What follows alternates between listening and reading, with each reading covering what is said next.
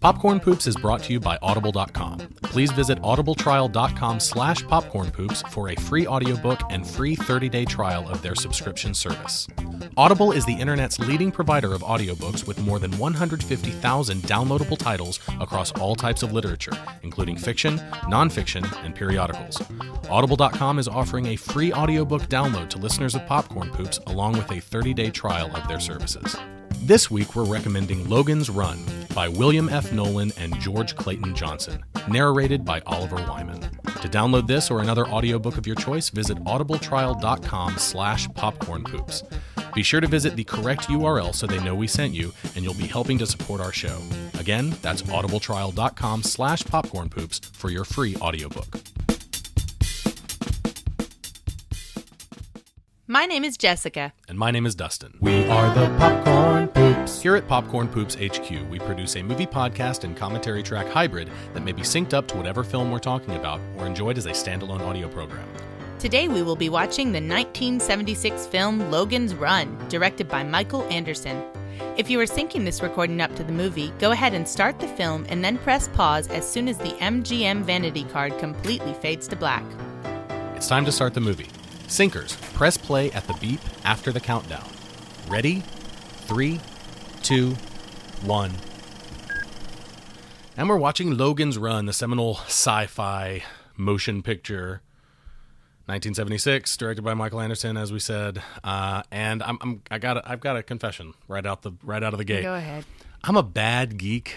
I guess so. I'm a really bad geek because watching this in preparation for Popcorn Poops is the first time I've sat down to see Logan's Run like start to finish. Like I've seen bits and pieces of it here and there, but this is the first time I've really like sat down to watch what is basically a kind of a legendary, like a classic. I'm People consider surprised it a classic. that you hadn't seen it. That's this unlike you. This is your pick, so I don't really have a history with this movie. What exactly is your history with this movie? I guess just my dad, when he was in college and stuff, he was into like, pulp sci-fi novels and stuff like that. Sure. Like he was into all the paperbacks and he introduced me to The Hobbit and stuff when I was a kid. And when I was in elementary school and I would have a sick day, he would force me to watch movies that he thought were, really important for my education, like Groundhog Day and this movie and Soylent Green. Also, What About Bob? What About Bob? So Bill Murray comedies. Yeah, that was a thing. And 1970s science fiction. Yeah, right. Mostly. Those were my sick day movies. Okay. So I watched a bunch of old sci-fi movies when I was a kid because, I'd be in bed and Dad would just be like, okay, yeah, here, just watch this. And he'd just, bring in the little portable TV and make me sit there and watch whatever old movie. And this was one of them. So what was your memory of this movie before revisiting it? Gosh, I don't know. I mean, I haven't seen it since I was a kid. I was just in a mood to watch an older sci-fi movie. It's been a while since I sat down to one. And this movie, I think I always fell asleep by the time the old man showed up or like around when the old man was there. Yeah. Also credited just as old man. I don't know if I ever got past him as a kid. Yeah, I can't say that I blame your child self for not getting past the old man. I was probably always like really feverish and stuff too, and Logan's Run just lulled me to sleep. Soylent Green was another one. I watched Soylent Green a few times. I haven't sat through that start to finish either. Really? Yeah, that's another one. I'm a bad geek. I and guess so. I'm going to make it worse. I guess I'm just a glutton for punishment. Just say it. Let's not bury the lead at all. I really don't like this movie. Like sitting down, getting ready for this, like I was like, oh man, I'm gonna watch Logan's Run. Everyone loves this movie. I love science fiction, and this is one that's kind of a dark spot in my film knowledge and in my specifically science fiction knowledge. So you're saying you weren't missing out? Nah. No, I could have gone the rest of my life without having seen this, and I would be A-okay. Not that it's like offensively bad or anything. It's just kind of dull and not a whole lot of fun and kind of stupid. And I'm probably going to say this a lot through the podcast, but knowing that this came out just 1 year before Star Wars and seeing all of the things that Star Wars does infinitely better than this movie really doesn't help. Like, You're saying this while you're sitting here wearing your Star Wars T-shirt. Exactly. So. Oh, yes, exactly. But we're seeing shots right now One of like your Star Wars T-shirts. Let me clarify. Yes. So I'm a big fan of Star Wars, which is something that we're gonna have to do. But yeah, we've been seeing shots of the city that these characters live in, this domed city. We actually got a little block of text at the beginning, not unlike Star Wars, right? Yeah. That explains to us that we are in the 23rd century. What is the exact year? 2000. Well, I don't know the exact year here, but in the book, it's 2116 actually. Oh, okay. I think I think in this it's supposed to be like 2247. Oh, yeah, they do say it. I think they say it's 2247. Yeah, 2274. 2274. Okay. So the people who were born in 2247 are the ones that are currently participating in Carousel, which, as we learned from the text at the beginning of the movie, is the process by which you are renewed at age 30, but what these people that live in this domed city don't know is that you don't actually get renewed. You just die, and people die at age 30. And that's how they control the population. Like, it's all controlled. As I understand it, another phrase I'm sure we'll say a bunch is "as I understand it," because nothing is very well explained in this movie, and rules are just kind of broken at the narrative's convenience. But I think the city's controlled by a computer. The Uber computer is what the internet says. Okay, that's never said in the movie. The only person they ever answer to it's not a person. It is what appears to be a computer. So I guess there's no human authority.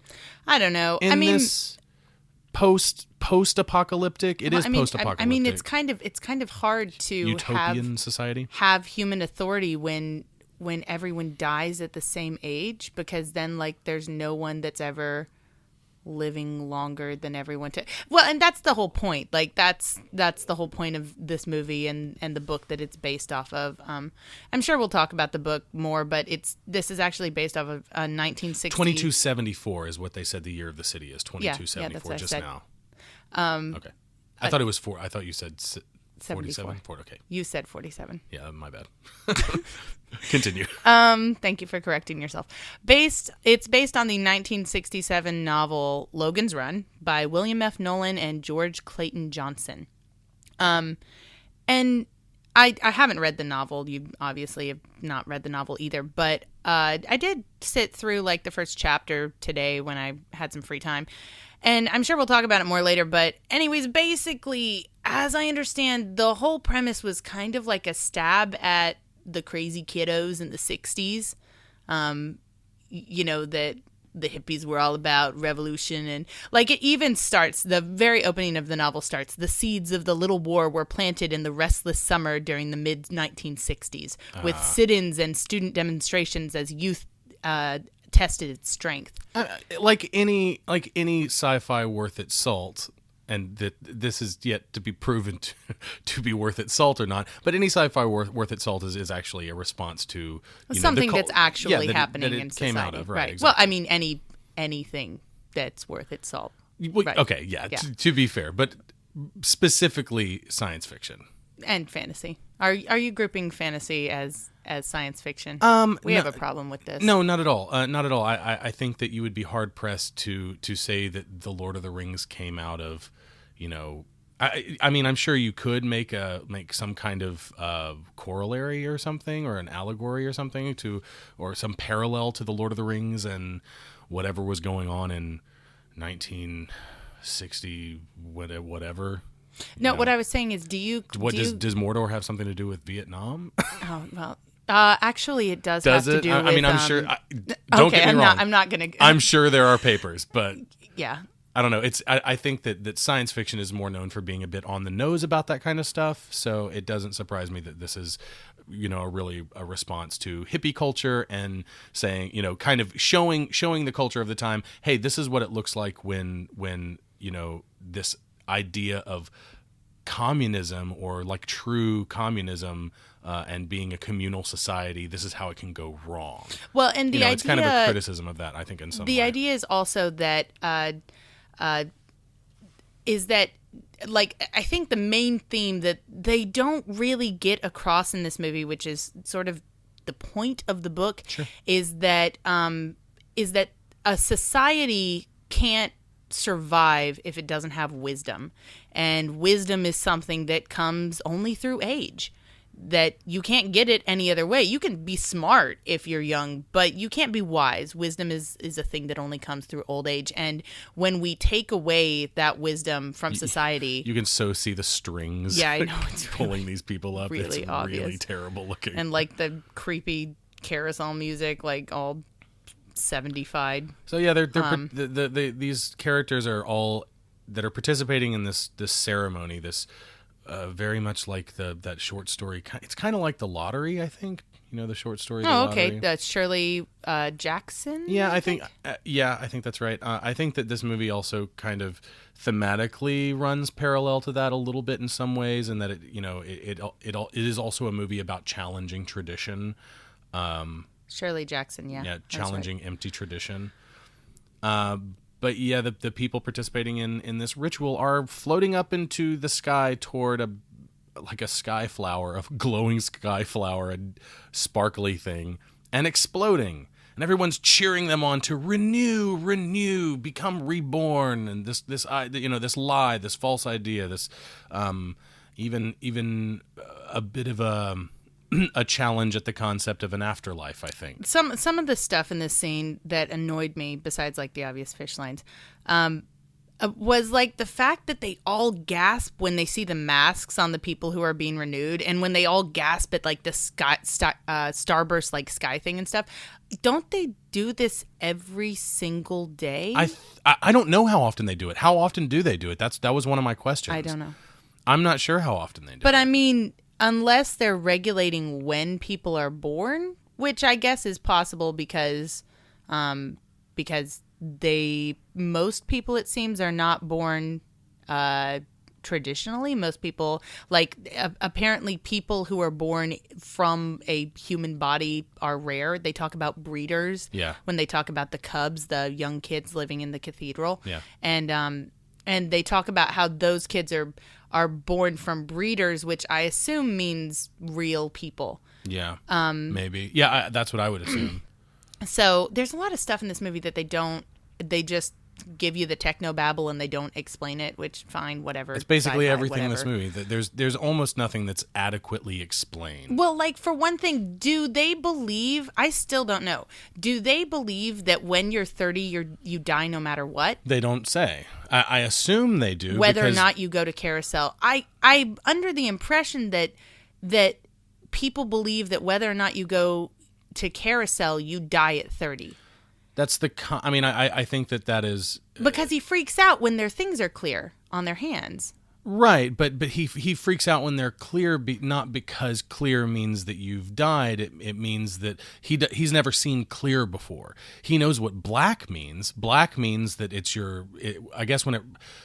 According to the internet, because again, they don't explain what exactly the colors are in the movie very well. Like they mention the fact that the colors change, and there's also a relation between the clothes that they wear and the color of the jewel in their hand, which is what they refer to as their life clock. So I am led to believe, just from the phraseology of life clock, that when you hit 30, your life clock runs out, so to speak, and you die. Yeah. But if you run away from the process of carousel or the ritual of carousel, then you're hunted down by sandmen who terminate you, and they use the phraseology terminate later on, before you can die naturally. Well, that's the whole thing, is it's like carousel is your opportunity to be reborn. They Right. believe that And if the way the way they talk about it, they don't think that everyone renews when they go Right, through carousel, but you can. But you can. That's how you do it if you do it. So like it's like, I don't know, I guess if you want to draw a parallel to like religion, that everyone has the opportunity to go to paradise, I guess, heaven or whatever you call it. but not everyone does. Yeah. Right? Everyone can, but not everyone does. Even right? if you think you're on the path to get there, you might not be doing exactly what you're supposed to. So not everyone makes it, but everyone has to participate in this ritual, the carousel ritual. But, I mean, I'm under the impression from the way they act that they think they're going to die at 30 no matter what. In the book, it's, the age is different for one. It's 21 years old. And the thing is that they don't, it's a willing execution. They don't believe that you die at 21. It's just their way to keep the population down is that everyone is killed at 21, but everybody goes into it peacefully. Most people go into it peacefully, and they go to what they call sleep shops, which I guess is the equivalent of carousel. Yeah. And they a little bit of gore going on right here. Yeah, the best gore in the whole movie. Right there. That's the only gore in the movie. Yeah, it is. That's unfortunate. They on last day they go to a sleep shop to be willingly executed by pleasure-inducing toxic gas.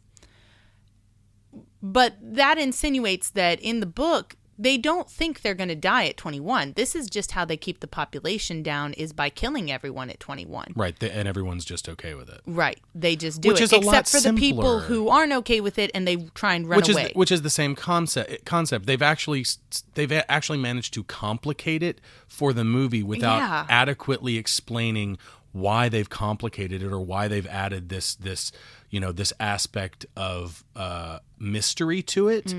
Because what it sounds like from what you're saying is that, and again, I haven't read the book, books rather. There are 8 or 9 in the series, but it sounds like there is no mystery to the end of life. Everyone is supposed to. You are expected to go to these sleep shops and give up your life at 21, and that's how you keep the population down.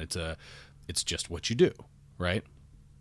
So I don't understand why they felt the need to change that for the movie, to make it something that's not as interesting, or I guess at worst more confusing. It is. It's very confusing. I have a comment right here. If she wasn't going to have sex with him, clearly she's teleported to his room via this device sex thing they have where you can get on there and be like, where you can't choose your sexual preference. Looking for yeah, that's true. Do you notice that the first guy he flips through, it's like, you want some of this? He's like, no. What? I'm Michael York. What do you think of? I'm not. And then he has to ask her. He goes, do you prefer women? Right. Yeah. Let's just leave it there. Come on. We're in 2014 right now in the real world, and I can choose my preference on Xtube. So Right. True. But anyways though, so he's on his looking for female 21 whatever, and she doesn't want to have sex. She's not coming here to have sex. She put herself on the circuit because she thought she wanted to have sex to make herself feel better. She did think I thought she just wanted to talk to somebody, she said. I don't know. No, I think she put herself on the circuit because she was sad about her friend dying and she wanted to have sex to make herself feel better. But then once she got here, she changed her mind. Because he's a Sandman? I don't know that that's the case. I didn't get that. Do you think that they implied that in this scene? Why'd you put yourself on the circuit? I thought I had to do something. So yeah. See, I don't think that she. I think she was just looking for somebody. And she said, "And I've changed my mind." She just said, "And I've changed my mind." Mm-hmm. So I think she changed her mind about wanting to have sex with him. Okay. Well, my comment was going to be, why'd she dress in see-through clothes if she didn't want to have sex? I think she did, but she changed her mind, like she said. Her character's name is Jessica 6. Is that right? Jessica 6, and he's Jessica Logan 6. 5. Do you know can you make sense of the numbers? Because they it has to do with how old they are. Well, it has to do their generation. Yeah, which generation they're part of. But right. then they meet a Mary 2 later, right? So must be really, really young then. Well, I'm right. No, old. I think. Young. I don't know that it's about young or old. I think it's about their generation. I believe he is the 5th Logan that has existed. And at the beginning of the movie, was he not in the nursery looking at Logan 6? Yeah, Logan 6. When he was looking at the baby in the nursery at the beginning, was he? I thought he was looking at Logan 6. I thought he said that to Francis, his Sandman buddy. Yeah, he said the number, but I don't know what number it was. I thought he was a higher number than that. No, he's Logan 5. In the books, he's Logan 3. I know that. Then it must have been Logan 6, the baby he was looking at. So she's Jessica 5. He's Logan 6. They meet him Mary 2 she's later. Jessica 6. She's Jessica 6? Yeah. Okay, then he's Logan 7. And he was looking at Logan 8. Whatever. It's like we're talking about this like it matters. It doesn't fucking matter. Like it really, really doesn't. But I asked that because I didn't know if you could make sense of like whether or not it was their generation. Like how, I guess like there have been 6 Logans before him. He's number 7. He was. That's what I was guessing. So do they not? But he makes a comment later to her, or there or whatever in that scene. He makes a comment about like what year are you, what number or whatever, and she says 6, and he's like, "Oh gosh, you're still young." Like, what? Yeah. He makes a comment about her number and calls her young. And remember, later at the end of the movie, he's gonna say, "You still got like 4 years left. You don't have to come with me." She's young. She's much younger than him. He's almost at last day. He's like a year off or something, or he's 4 years off. He's 4 years off, but right. she's even more than him. I think.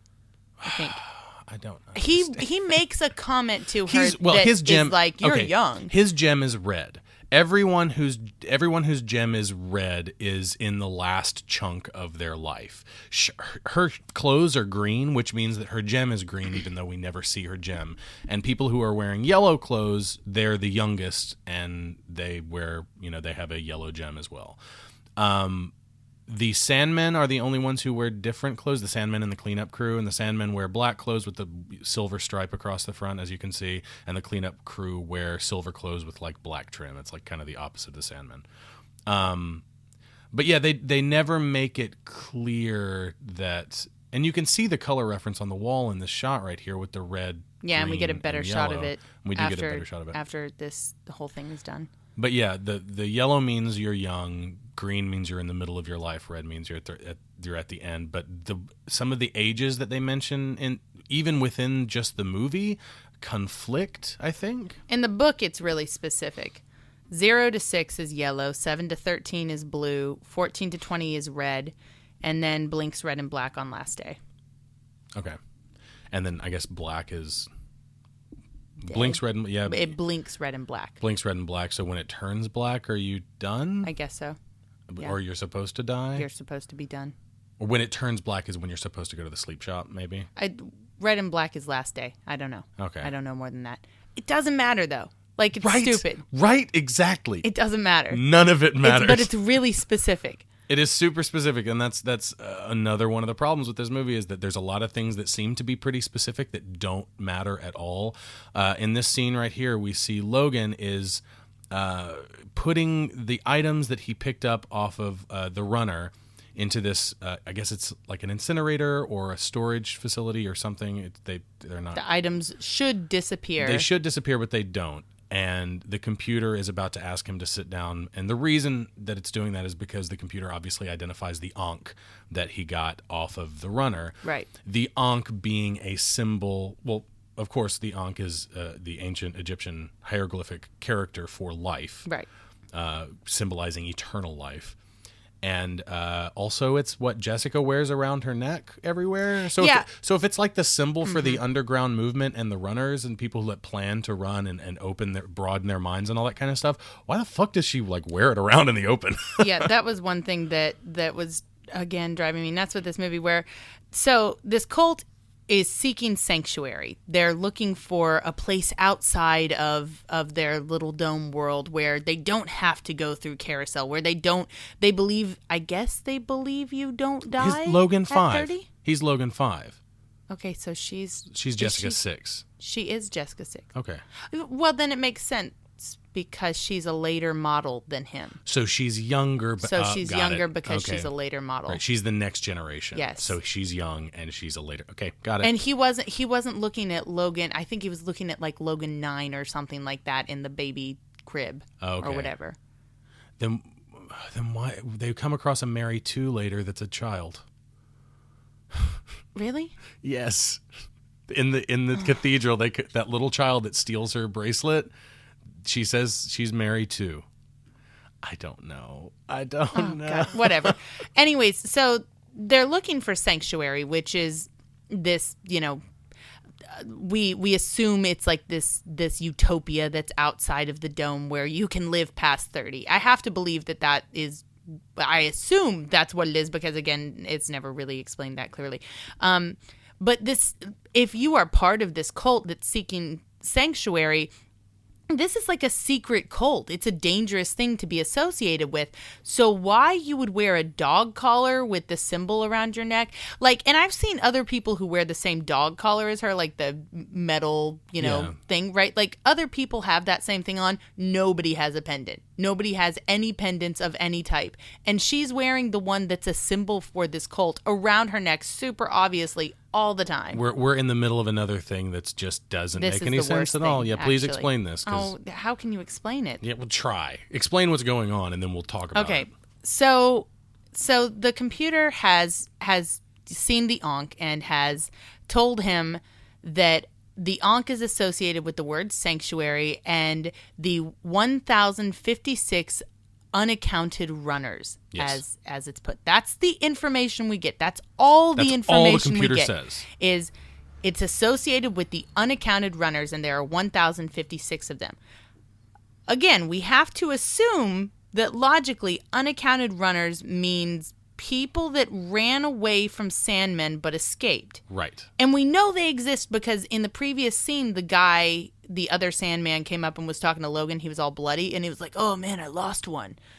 And so we assume we were already set up to believe. And it's confirmed later when we find out what happened to them. Right. That unaccounted runners mean people that run away from Sandmen but have escaped. And the number seems about right. Yes.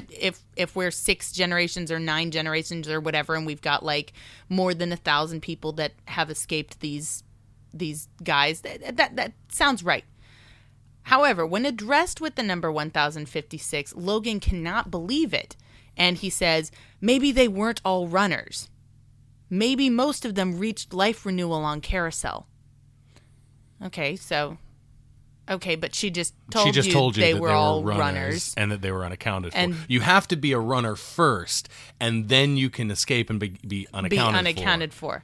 So I'm like, okay, well, he's like just... the prerequisite for that is you don't participate in Carousel, period. Right. And I'm like, okay, fine, that's fine. He's just baffled by the number. He's such a good shoot. What? No, I'm like shot. Like he's really good with his firecracker gun. Well, he's not that good. No. Or he's super malicious because in that first scene that he's chasing down That's right. He like shot all around him. And they're laughing, like cackling while they're shooting around the guy, forcing him to jump off of the balcony and kill himself. Yeah, that was awful. Except is Logan a villain? Well, he is an anti-hero in the books, too. Oh, okay. I mean, what he's doing at the beginning is straight up evil. Like, ha, ha, ha, ha, shooting all around this guy until he kills himself brutally. Yeah. Anyway, so at first I'm just like, okay, he's just really cocky and he can't believe that him and his buddies could let 1,056 people escape. Okay, that's fine. But the computer immediately says, no, that number's right. And then Logan's next assumption is, nobody's reached renewal? How did you... Everybody believes that some... And then she's like, the question has been answered. And it really seems like all of a sudden he somehow decided that she told him that no one has ever reached renewal. That information never came across. The scene is cut as though... he's having a conversation with someone else. Like it's like he's getting different information and responding to different dialogue than the audience is hearing. And like at first, I'm just like maybe he means none of those runners that were unaccounted for ever reached renewal. But that doesn't make sense because he already knew that, right? Like if people run away, then they don't go to Carousel, and if you don't go to Carousel, then you don't get to renewal. So why is he surprised that none of the runners ever reached renewal? That can't be the case. He's surprised because for some reason he believes that the computer just told him that no one ever in their society has ever been renewed. Right. He even repeats it and he goes, nobody's ever been renewed. And the dramatic, like mysterious way the computer's talking and the shock and horror on his face, He believes that no one in their whole society, like his world has been crushed. Yeah, right. He has this huge revelation But that he never is was apropos of nothing given that he's that just heard. Yeah, information. he didn't receive any of that information or anything that would even tip him off. They were talking about something else. Entirely. They were talking about just people that ran away and got away. Yeah. And somehow he decided that meant that, like, their religious system was a lie. And she doesn't correct him, and she's just like, "You sure, go do this." The question has been mission." answered. Go destroy Sanctuary. Go find it and destroy And it. everything in this movie, his whole motivation is based off of that. His whole motivation is based off of renewal's a lie. Renewal's a lie. We don't get renewed. You just die. It's just death. Well, who told you that, though, man? Yeah. Like... You just made that up in your brain. Obviously, the movie wants us to believe that he got that information in that scene, but we're hearing both sides of that conversation, and he never got anything that would let him know. They were talking about something else. It just came out of nowhere. Yeah, it's silly. It's really silly. Anyway, so that's my biggest issue is that scene, and the reason that that's such a problem is because everything hinges on that. Everything about his character, all the choices that he makes, everything he's going to do hinges on his belief that nobody in the society actually gets renewed and that they've been lied to and that they're actually just being murdered. But he was never given anything like that information. So that's really annoying. So he's back at his dwelling with Jessica, and he's my favorite line. His favorite line, "It's different because it's me now." Which is like the most juvenile, selfish thing that you could possibly have. And they never make up for it or right, that's redeem him or anything. He doesn't change. That's characterization. They've made him. I mean, let's think of all the things that they've made him. They made him malicious. They've now made him selfish. They've also made him like a clairvoyant psychic that can read into conversations with a computer information that he's isn't being also, delivered. Not been really super progressive about his treatment of women. This whole movie, I mean, let's be fair. The script isn't real fair to women that's either. Really true. At some point, Jessica declares that she just casts away any kind of motivation she had as a character before, if you could even call whatever she had before motivation, and just says, "I don't care about anything. I just want to be with you, Logan." And that's it. That's her whole motivation for the rest of the movie is, I want to be with Logan because I'm the... Like, she's trying to kill him in the scene that's coming up. Right, yeah. She goes to see her friends. Like, at this point right here, Logan asks her to go talk to her underground friends and try to get him out of the city. Like, he has to run, so he has to figure out how to do that. So she goes to talk to her friends, and they're like, "Oh, we should kill him." And she's like, "All right, let's do that." And she leads him to be killed, but other things happen, so it doesn't end up happening. And then all of a sudden she's in love with him. And then like a couple desperately. scenes after that, she's just like, "I just want to be with you. I don't care about anything." But she's got several years before she even has to worry about being a runner. Like, all of these people he's 4 years early and she's way before him. Well, he's 4 years early, and the computer sped up his life clock, so he's on last day right now. Like, if he doesn't get out of the city, he has to go to Carousel. The movie doesn't say that, but that's what I infer. Right. Is that fair? Yeah, I guess? yeah. So she has a whole bunch of time left. Her clock wasn't sped up. She's still green. She's not even red yet. Like, he was 4 years out and his clock was red. So, she's got at least 5 years, I guess, or more. Yeah. So she has no reason to become a runner this early. Not that I see anyway. I don't think it's a proper motivation.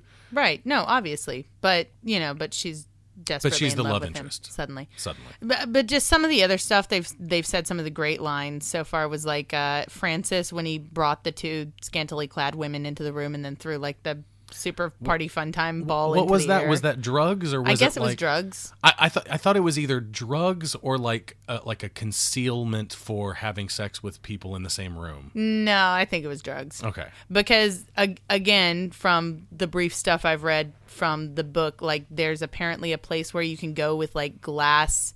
It's like a glass dome where it's like a sex house, and all of the rooms are glass rooms inside a dome that's built on top of itself, and the rooms light up at random so that suddenly you can watch people in other parts of the dome having sex. So I don't think this movie cares about if people see you having sex.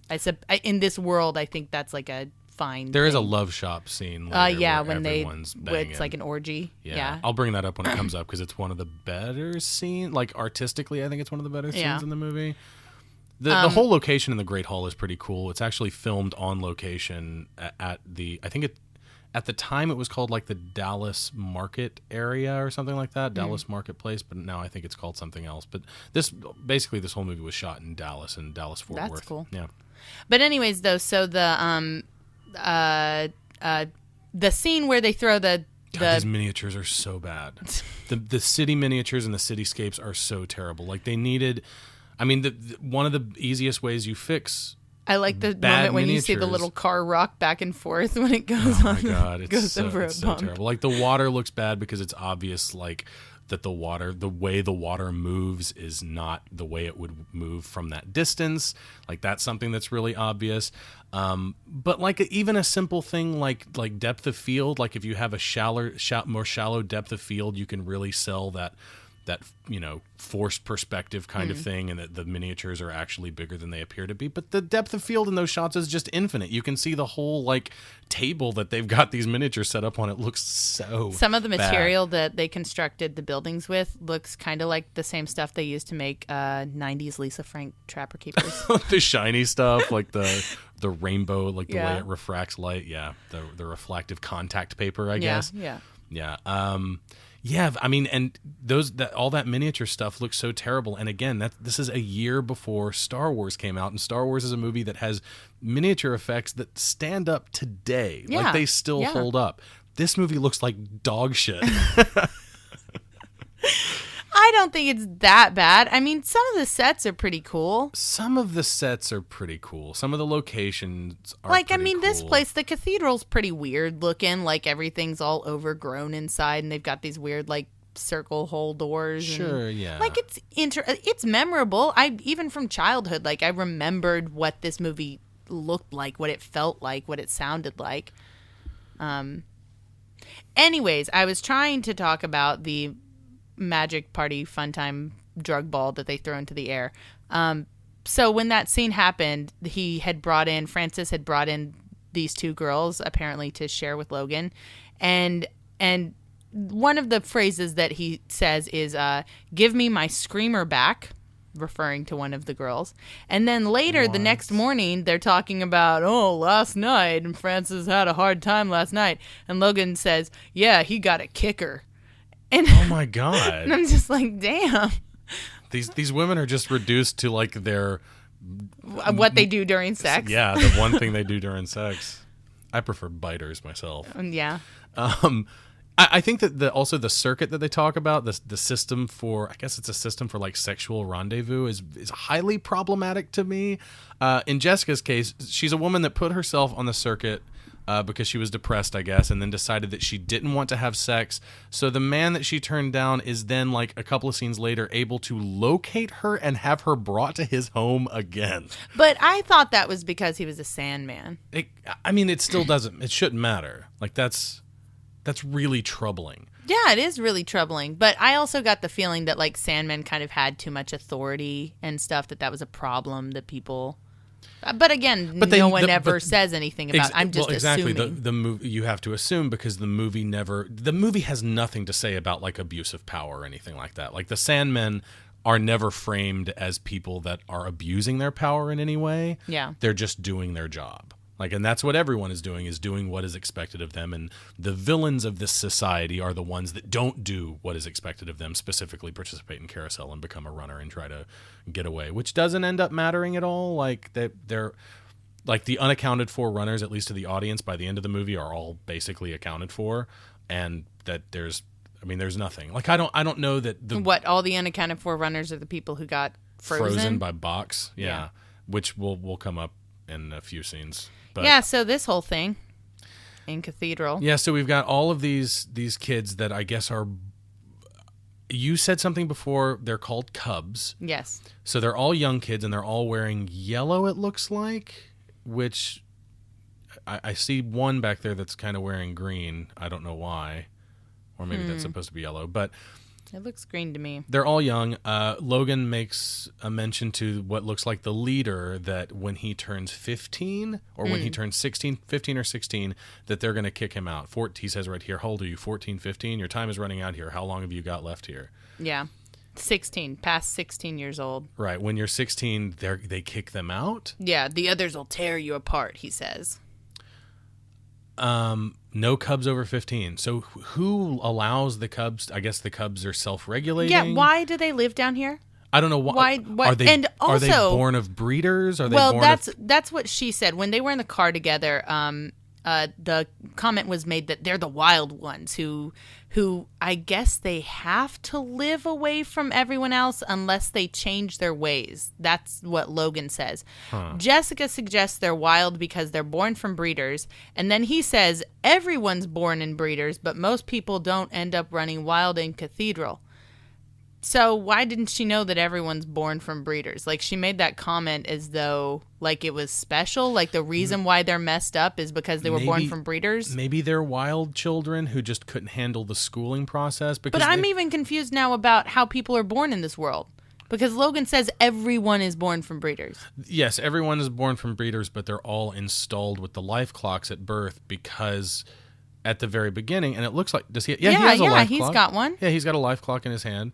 And at the very beginning of the movie, we see the baby has a little life clock that's white. I think the life clock is white or clear at the very beginning. But my point is that she was making that comment. Okay, that makes sense because the baby's life clock is clear at the very beginning of the movie. So I guess you start with a clear one, and then when they get outside and the life clocks can't communicate with the computer, I guess, inside the city anymore, they're clear again.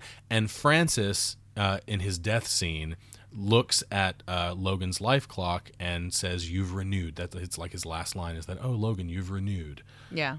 So, although he looks at his own life clock, that's cool. That's like a nice little tie. It is. Right? It is a nice little tie-in. But he looks at his own life clock before that, and he doesn't think that. He says it's a lie, and then he fights Logan. Whatever. Anyways, though, so these kids, I don't understand. I don't understand why they're here. I guess they weren't allowed to be a part of the others, like the rest of society, because they're too wild. But if that's the case, where are all the other children in the rest of this world? Because, like, I don't ever see kids in the rest of this movie. You see some, you don't see that many, but in some of the wider shots of, like, the Great Hall and stuff like that, you see a few yellow clothes that are supposed to be younger kids. Okay. Like, you see kids that are in that age range. I never remember any really little The clothing thing kids. is also something that I had to figure out on my own because, again, the movie doesn't give you any of that information whatsoever. In fact, you don't see a life clock that is any other color. Well, and I mean, you can black, assume like the color and their hand thing. Well, you can. You have to. The movie doesn't give you any help. But like I mean, you know, it's I don't think it's that hard to like see. Oh, there are 3 predominant colors that everyone's wearing the same 3 colors. Well, it's got to be associated with the color of their hand thing. I think it would have helped a lot if we get at least just one shot of Jessica's time clock or her life clock, and to show that it's green. I think you vaguely see it. Oh my God. You know, from like the corner of the screen sometimes. So right here, they're gonna just continue talking about their terrorism and whatever, like their escape from society and all that kind of stuff, which is super grounds to be terminated. And they just heard Francis kill someone. I mean, they've only walked like 5 feet away. Yeah. They're standing right there. Oh, they heard, but they heard her scream. They scream. reacted to it, and then they just have a little and dialogue. They're just standing there talking about how he's running. In this scene, she calls him a runner already, like as though when you make the decision to run. The kids called him a runner too. Yeah. The Cubs called him a runner. Why? I don't know. Why did the Cubs call him a runner? I thought that once you've run away from Carousel, and this, I've just realized this entire podcast episode is going to be us going, why? Why are they doing this? This is Mary 2, the little dialogue they had earlier. She said her name was Mary 2. So I don't understand why she's a 2 and Jessica's a 6. And it makes sense that Jessica's younger than Logan and she's a 6 and he's a 5. What with the generational Right, thing. that makes sense. But why is Mary a 2 and she's a little kid? I don't know. Just does it have to be forget it. based on like how many times that name has been used, I guess? I guess, but that's only the second time in like how many hundreds of years that someone used the name Mary? I don't know. I don't know how many years they've been here. Who knows? Well, I guess we can assume that it's been like 300 or something like that, right? Right. It's only the second time they've used the name Mary. Well, there you go. Do you know how many people are in this city? They never say in the movie, but if we make some assumptions, which we have to because the movie's not going to do any of that for us, but if we make some assumptions about the process of Carousel, in the beginning of the movie, when we see the Carousel sequence, there's 36 citizens standing there, so 36 people participating in Carousel, give or take a few, I guess, who are renewing. And if all citizens are required to enter Carousel on their 30th birthdays, all birthdays are distributed fairly evenly throughout the year, and the number of people who run is fairly small. The city's population is about 400,000 people. That's what you can extrapolate from that. So some geeks did a bunch of math for me. Of course they did. Yeah. Thanks, Internet. So this girl's famous, right? Is this Farrah Fawcett? Oh, this is Farrah Fawcett. Yeah, she's I guess at this point she is coming off of her Charlie's Angels fame. And she has a really terrible scene later in this movie. Oh, she's just the worst actress. She's awful. She is so bad. She's credited in this movie as Farrah Fawcett Majors, and I believe it's the only movie she was ever actually credited as Farrah Fawcett Majors in. At the time, she was married to Lee Majors, who famously played Steve Austin in the $6 Million Man TV series. And I think, if I'm not mistaken, when this movie came out, they had already divorced, but it was too late. It was too late, and her name was already in the credits as Farrah Fawcett Majors. It's too bad. Yeah, I read a great thing online. Someone was talking about how it's really awesome that like 200, 300 years in the future, however far this is, we're still using like 70s haircuts. It's really fantastic. Well, everything is cyclical. You know that fashion comes back into style. It just so happened that the 70s fashion came back during this. Yeah, during whenever this is. This doctor right here is played by an actor named Michael Anderson Jr., who is, in fact, the son of director Michael Anderson. Yes, that's right. So this whole thing, again, is really great. I did have a question about this. Earlier in the movie, they keep mentioning, they're in the New You place right now, and the New You is where you can go to get a new face and new hair and a new body, I guess. You can do a full body, like a whatever you want, like it's like futuristic plastic surgery, I guess. And they've already established that Sandmen don't typically do the New You thing. It's unusual for Sandmen to do it for whatever reason. And it's also kind of established, not in super explicit terms, but it's kind of established that if you go to the New You near your last day or on your last day, it's kind of an indication that you're probably going to run. Yeah, it's kind of sketch. Yeah, it's a little sketch because you're on your last day. Why would you do that unless you wanted to try to disguise yourself and run away? Logan did make a comment to another one of the Sandmen earlier, and the one who got cut up at the beginning of the movie. Yeah. He got cut up by cubs, I guess. Yes. And Logan's like, well, now they know your face. You might want to stop by New You and get a new face. Right. Okay. So Sandmen, I guess, do it sometimes, but... And when he mentions that, he says that he's thinking about going to New You himself, or he mentioned something like 483, the number 483. Do you remember hearing that? They bring it up a couple of times.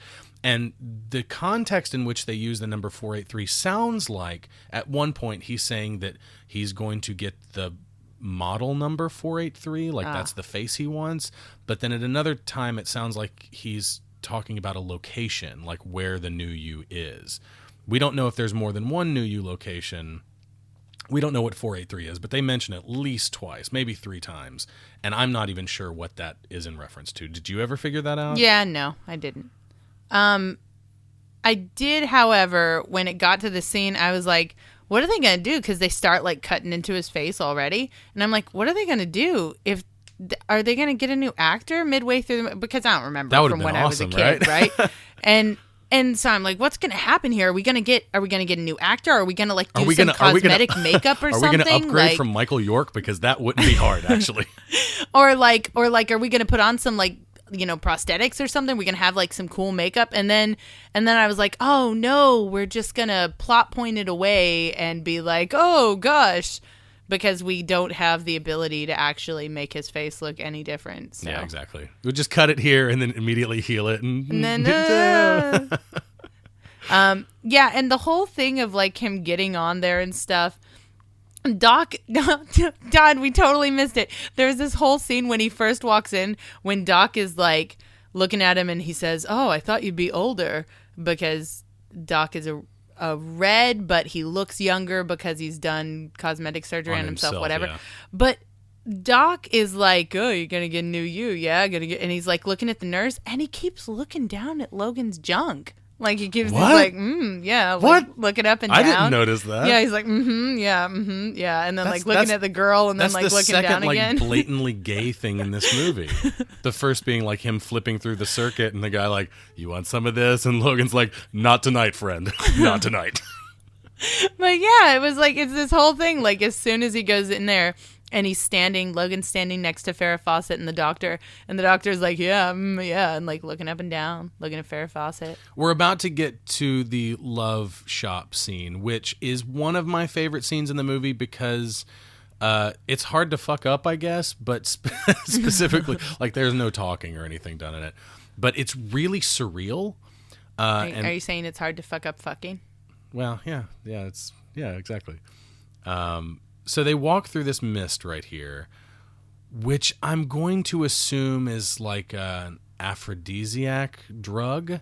Yeah. To like get them ready to go into this place. To get them real sloppy and ready to go. And they're greeted by a bunch of really presumptuous people who just assume that they're straight, I guess. Yeah, I guess so, because they just separate them. Yeah, they just straight up like 3 dudes corner Jessica and 3 women corner Logan. But like this whole thing, like with the weird electronic music, again done by Jerry Goldsmith, who is he's done a few of the movies that we've done on Popcorn Yeah, Poops, he has. We haven't talked about him yet, but his score is actually really good in this. Yeah, the score's fine. I mean, it's super 70s sci-fi, which. But yeah, this is with like the sexual imagery and the slow motion and the soft focus and stuff going on here. I dare to say it's kind of, in a movie that I don't really like. Those women are fully naked. Yes, they are. It's kind of Kubrickian. Can I say that? Okay. It's a bit like a Stanley Kubrick film. Maybe like a mix between 2001 and Eyes Wide Shut. Can we go there? Okay, sure. Sure. But yeah, and like the body paint all over him and stuff is also like the I can't remember the name of the club, but there's like a bar in A Clockwork Orange where all of the furniture is made out of women and they're kind of in strange poses and they've got paint all over them. It's kind of evocative of that too. I think they were certainly going for something kind of Kubrickian. Yeah, I think so. And it is. I mean, like visually, it's Again, though, it's really an orgy, right? Like, is it really hard to? It's a very. I like that scene. Not because it's easy to fap to. Thank you for clarifying. Yeah, it's cool. I mean, it is the, I guess, most artsy thing about the movie because like you don't even get any dialogue and stuff, and they're just.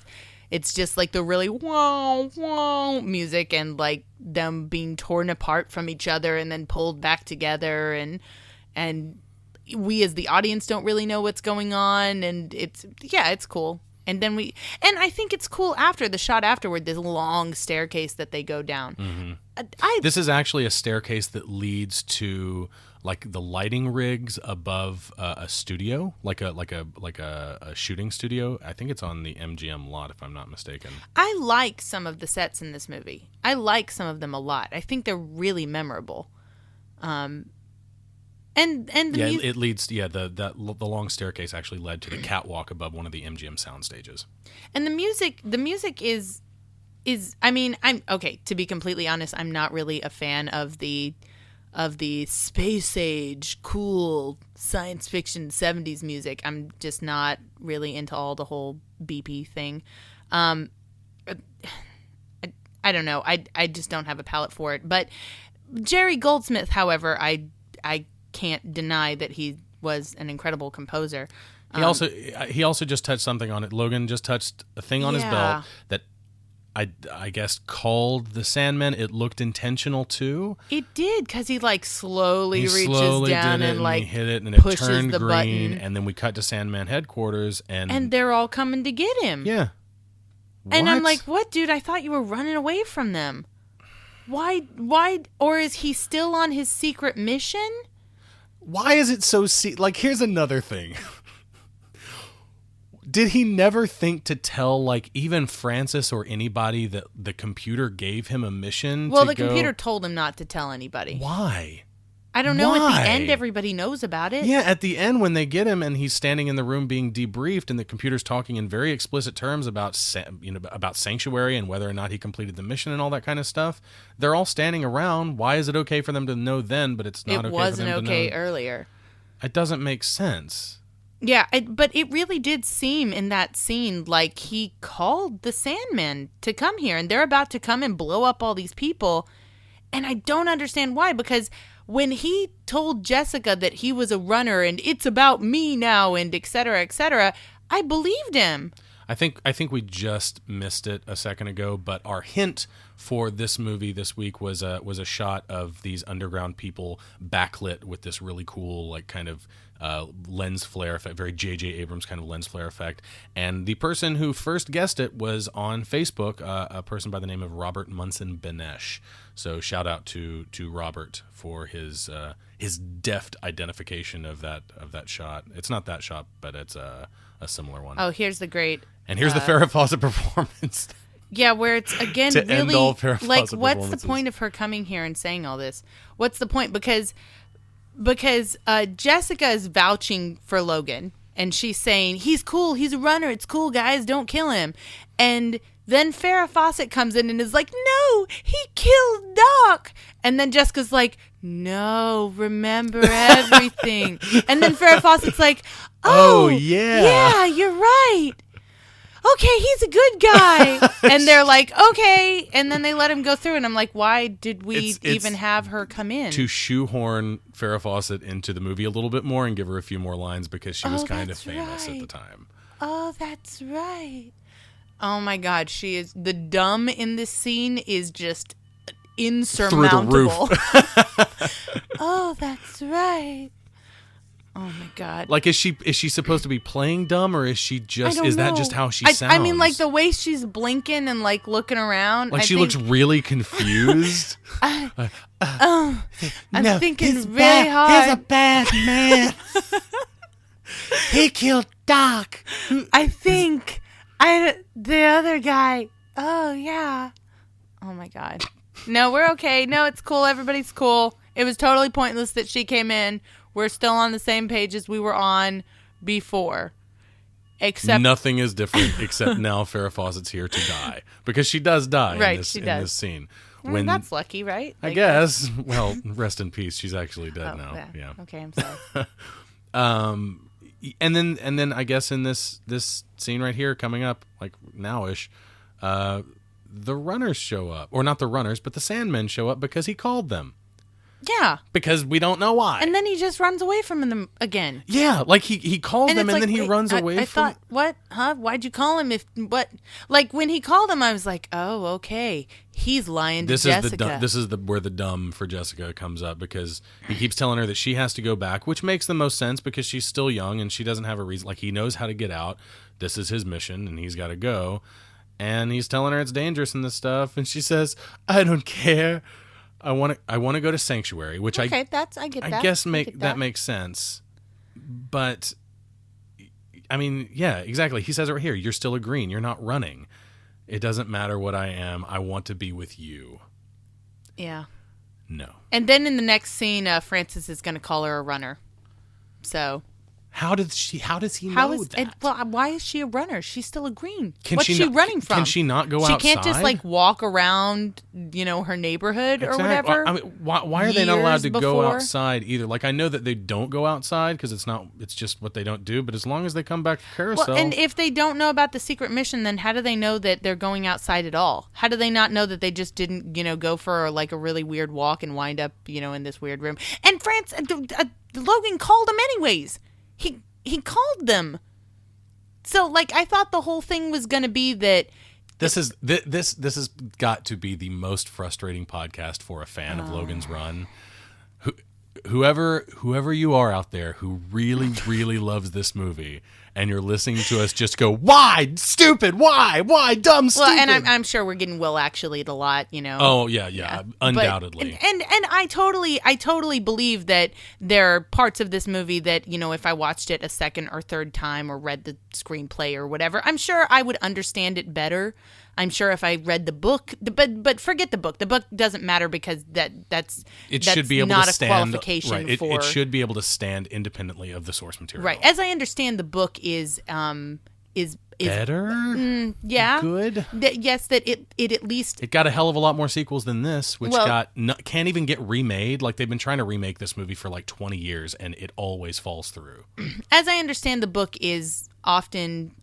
people talk about it being great because of the plot and because of like the symbolism to all the societal changes and stuff that were going on in the 60s and et cetera, et cetera. And that's fantastic. But since that doesn't come across here's some more dumb. They're running away.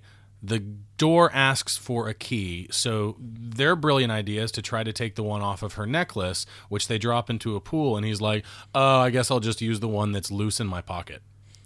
You're running away. Time is of the essence. Come on, what are you doing? Yeah, well, no, the whole point was just so that they could leave a key behind so Francis could follow them. Right, and cause it's convenient for the narrative. Right. Yeah. It doesn't make any sense.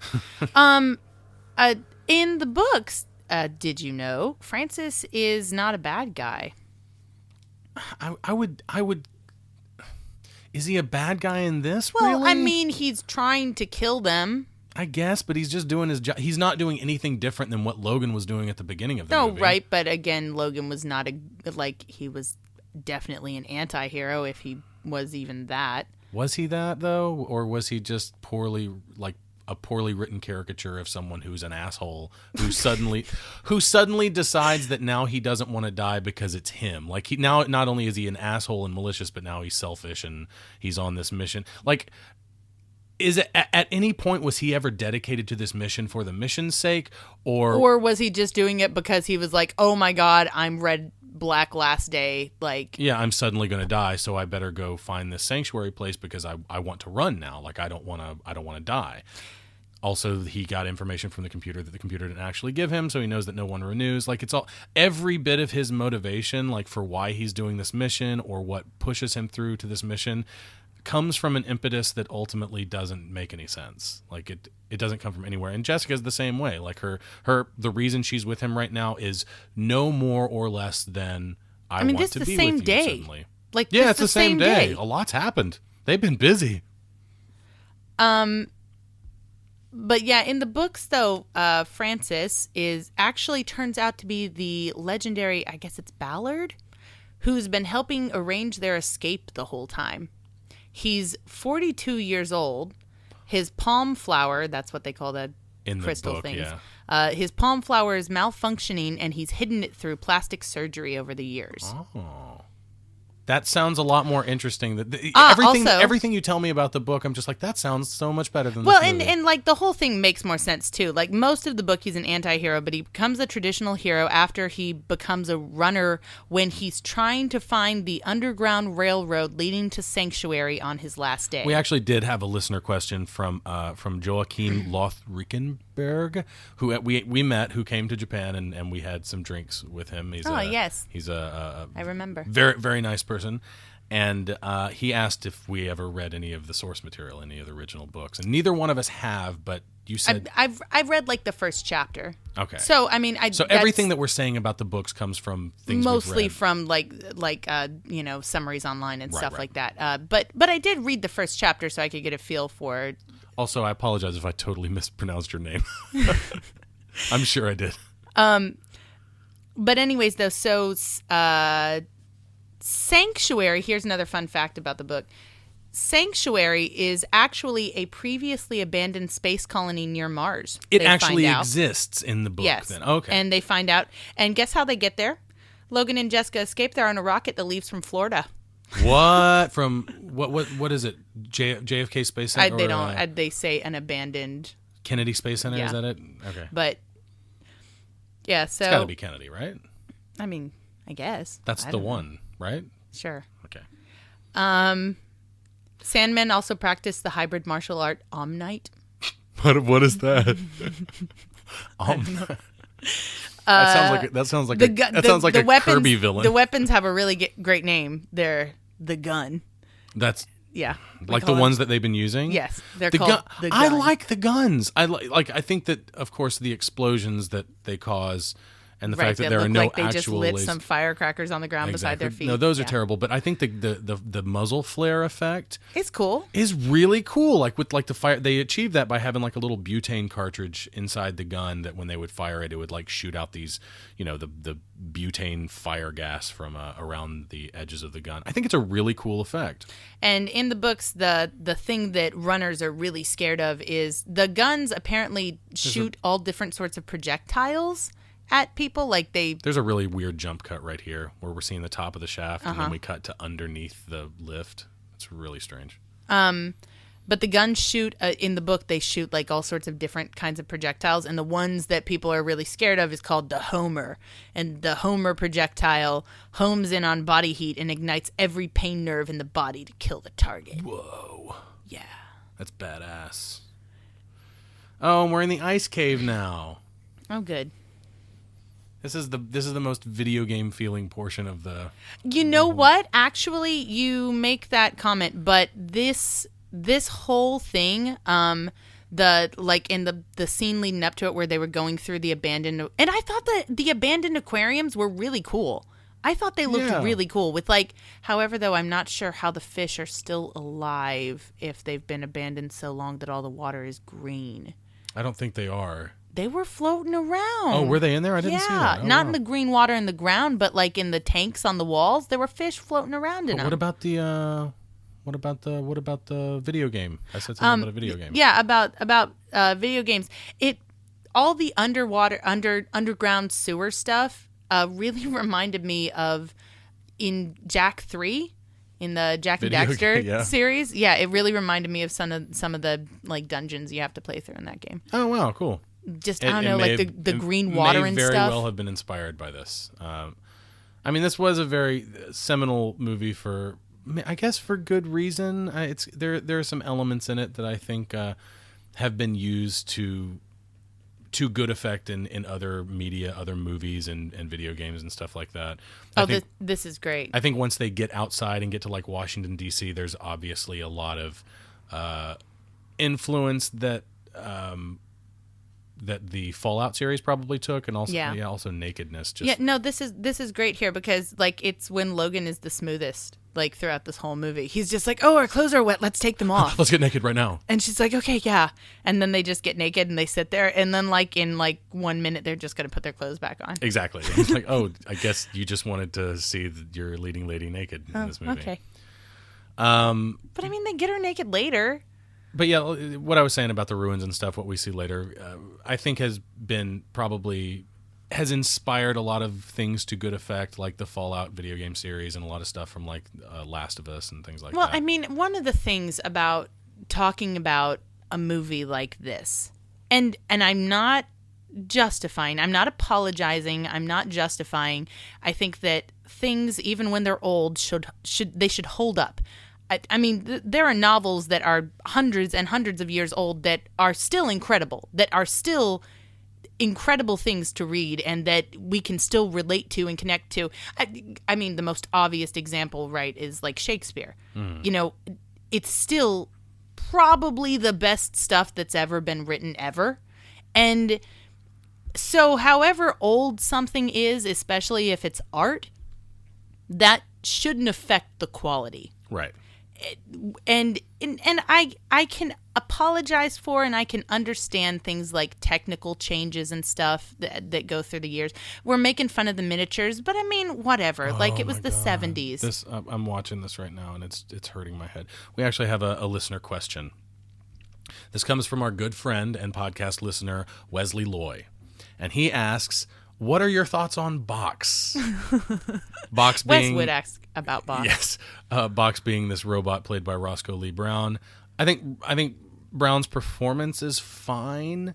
I think Box might be one of the worst movie robot costumes I've ever fucking seen in my life. Yeah. Like he's got just like some tubing like for arms. Like tubing that you would like use in like an air conditioner like or a something. dryer unit or something Yeah. like that. In the close-up shots of his face, you can see his mouth and teeth through the... Jessica, keep in mind, this is 1 year before Anthony Daniels in the C-3PO costume. 1 year before that. Yeah. And that C-3PO costume is, there's to this no day, excuse. one of the best robot costumes That's what I'm saying. in film. That's ever. what I'm saying. What I'm saying is that there's not like, I want to apologize and I want to be like, oh, it was the 70s. Come on. They didn't have CG and stuff back then. Blah, blah, blah, right? But no, you can't He looks apologize like he has for it. tinfoil on his head. You can't apologize for it because, like you said, in the next year we have a robot costume that is still considered to be one of the greatest ever made.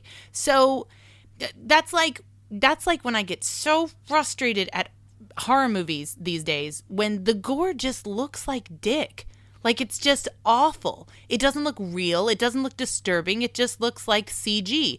And there's no excuse for it. There's no excuse for a monster that looks like a, crappy, I don't know, kids' cartoon monster. There's no excuse because you can use practical stuff that looks good. And you can so clearly see like the crew and the camera and stuff in so many shots because his body is like such a shiny chrome. Well, like in the reflection. Oh my God! And this and overlay, then the special effects snow cave overlay collapsing. right here of the cave coming down is like Hammer horror level bad special effects. Yeah, it's pretty bad. Where they don't even react to it at all. It's just like, we Yeah. need more going on. Just put an overlay on it. It Yeah. looks so terrible. It does. And I cannot emphasize this enough. 1 year before Star Wars. 1 year before Star Wars. It's like night and day. It's ridiculous. And Star Wars was it wasn't really, but it was more or less an independent production. This was like a big budget production for MGM. I don't understand. I don't understand how that's even possible. well, it's possible because you've got people who are using what they have to the best of their ability and doing it well, and then you've got people who just throw money at it and just, put some miniatures, whatever. Like, I don't know. It's a work that has been used so often since its creation. It's a work that science fiction geeks come back to again and again. And I myself am a science fiction geek, so like I can't hate it. It's not possible. I guess it's important. Right. Yeah, it's important. It's important. Its existence is important. So the music is kind of important here because in all of the outside stuff, the exterior shots, once they're outside the city, Jerry Goldsmith's score becomes a full orchestra. Instead of like the electronic stuff. Like everything inside the city is all like electronic music with very like just strings and minimal stuff with a lot of electronics. And then the outside stuff is like a full cinematic epic what we're score. used to when we go to a movie. So it makes us mentally associate with the real world. Yeah, This exactly. this is our world. This is the real world. This is organic. This is what you understand as the quote unquote real world as we understand it from the movies. That's cool, and there are cool elements like that in this movie. I think, and we're about to get to the part that I love. I guess one of the things that we are about to get to the very, very best part in the movie. But one of the things that is kind of strange to me is that in this super advanced society that's run by computers, I guess they don't educate anybody ever about anything. Like nothing about the outside world. I guess, do they not even know they're in a city? Do they not? They don't even talk about the outside as a myth. Like there's nothing like that in this movie. No one even acknowledges the fact and that there's something even outside. in like post-apocalyptic utopian society or dystopian, that's the new, not new anymore, but it has been the thing for the past few years, like the dystopian societies like that. Even in those societies where you have groups of people that are blocked off from the rest of them, there's at least myths of the outside world. There's at least rumors and stories and legends and whatever. Like people talk about it, but these people are just blank. They're nothing. We get nothing about their education or how the society really functions. Like we just don't know. All we know about the society and how it functions is how they're born and how they die, and that's it. And like her, and there's all this other stuff. Like it's obvious that they're living kind of a hedonistic lifestyle when they've got places like the sex shop where they can go and have like orgies, and there's a very sexual element to their lives, obviously. But clearly sex for pleasure, not for procreation, because they're kind of disgusted by the idea of strange to them. They don't understand. To know like who, like when Frances asks Logan, "Do you know who the seed mother was, or can you guess?" And Logan's like, "Oh gosh, don't be gross." That's really sickening. Like, I don't want to think about vaginas after I've done my business. But it's very. I'm not going to say that. I was going to say it has a lot. It sounds very similar to a certain cultural problem in the country that we currently live in. But that's a discussion for a different day. Yeah. But yeah, they walk out of the cave and they see the sun and they're like, "What the hell is that thing? I don't know, but it's warm. I like it." They don't know what the sun is. And then, we do proceed to have a series of, "What's a cat? What's a headstone? What's a like just repeatedly." They don't know anything about history. They don't know anything about humanity's history. And what's worse is that they acknowledge the concept of being curious. In fact, it's something that the subtitles, I don't know that if you've noticed, and I don't know if this is really significant in any way to the book. I've never seen it referenced in any other, like on the wiki page or anything like that. But when Logan mentions a couple of times that he is curious about something, curious is capitalized in the subtitles. And is it really? I find that really interesting, as though like curious is a state of being, right, that it means something to them in this society, that you question things more than other people, and it's kind of acute and it's like a quirk or something like that. Like it's a genetic trait or something like that. Exactly. I don't know if there's anything significant to it, whether or not there is anything significant to like curious as a nomenclature or something. They do bring up the concept of questioning and being curious about things, but they never take it anywhere. Like I said, no one talks about the outside. There's no concept of myth or legend or anything. There's no education, it appears. There's no... They say they use the word curious, but no one seems to care where anybody came from, like anything about human history, anything about the outside world, or what got them into the city in the first place, who built it. Nothing. They just don't care. So this is nice. They're skinny dipping, and they're realizing that their life clocks are clear. That they. I guess they believe they're not going to die now. If they believed they were going to die before, I'm not really sure. But anyways, though, she gets all lusty talking, and she's saying stuff about, "You could have any other girl in the whole city, but what do you really want?" And then he's like, "You know what I want." And then she's like, "It's still my choice." And I'm like, "Bitch, why'd you bring it up then? Damn." But then the best part is the way he responds to it. He's like, "Oh yeah, sure, of course, yeah, of course, it's choice. The choice is still mine, right?" Oh yeah, sure. Yeah, whatever you want. Sure. Choice. Like, And he does it later too. I'll mention it when we get there at the fireside scene. Is she more fickle and manipulative than Lisa from The Room? Nah. No, nah. not possible. Not Nah. possible. I don't know. Sometimes I wonder if Tommy Wiseau went back in time and wrote these characters. If they're I don't think they're that bad. maybe they're not that bad, but they're pretty bad. I have read in criticisms of the book. Of course, most of the time, if you find weird thing about the book, the chapters go backwards from 10. We start at chapter 10 and then go to chapter 9. They and do so like on and so they forth. Tarantino that shit. Yeah, sure. Okay. But as I understand, it still progresses forward in time. Okay. Huh? Yeah. Okay. We just chapter 10 is it chapter counts. 1. It counts down Instead as though of there's counting. time Yes, running out. That's yes, cute. yes, All right. yes, So yes. it's not like Memento or anything. Right. No. Okay. No.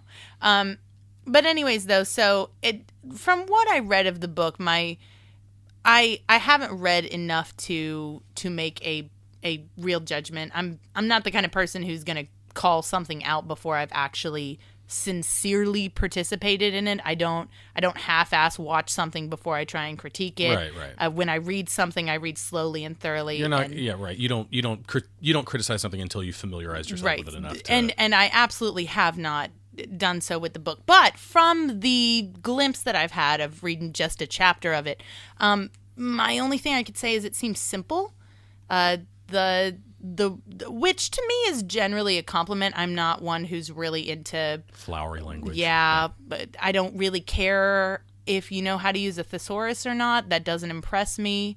So I generally lean towards more simplistic, plain language stuff. Yeah. However, it might be kind of simple. Like too simple. A little too simple. Maybe not, but just from the brief touch that I've read. And also, whereas most criticisms of the book, most critiques of the book online, just scrolling through like Amazon reviews and stuff, most people are hardcore into it. Yes, oh my God, this is such a seminal work, just freaking out over it.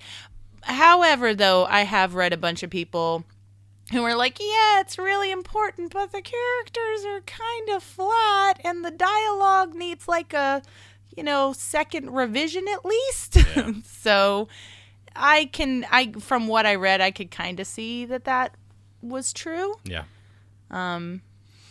Anyways, I don't think the movie. I think the movie might be adapted from the first draft of the book. I think the screenplay might also be a first draft. Yeah, that's kind of what I'm getting at here.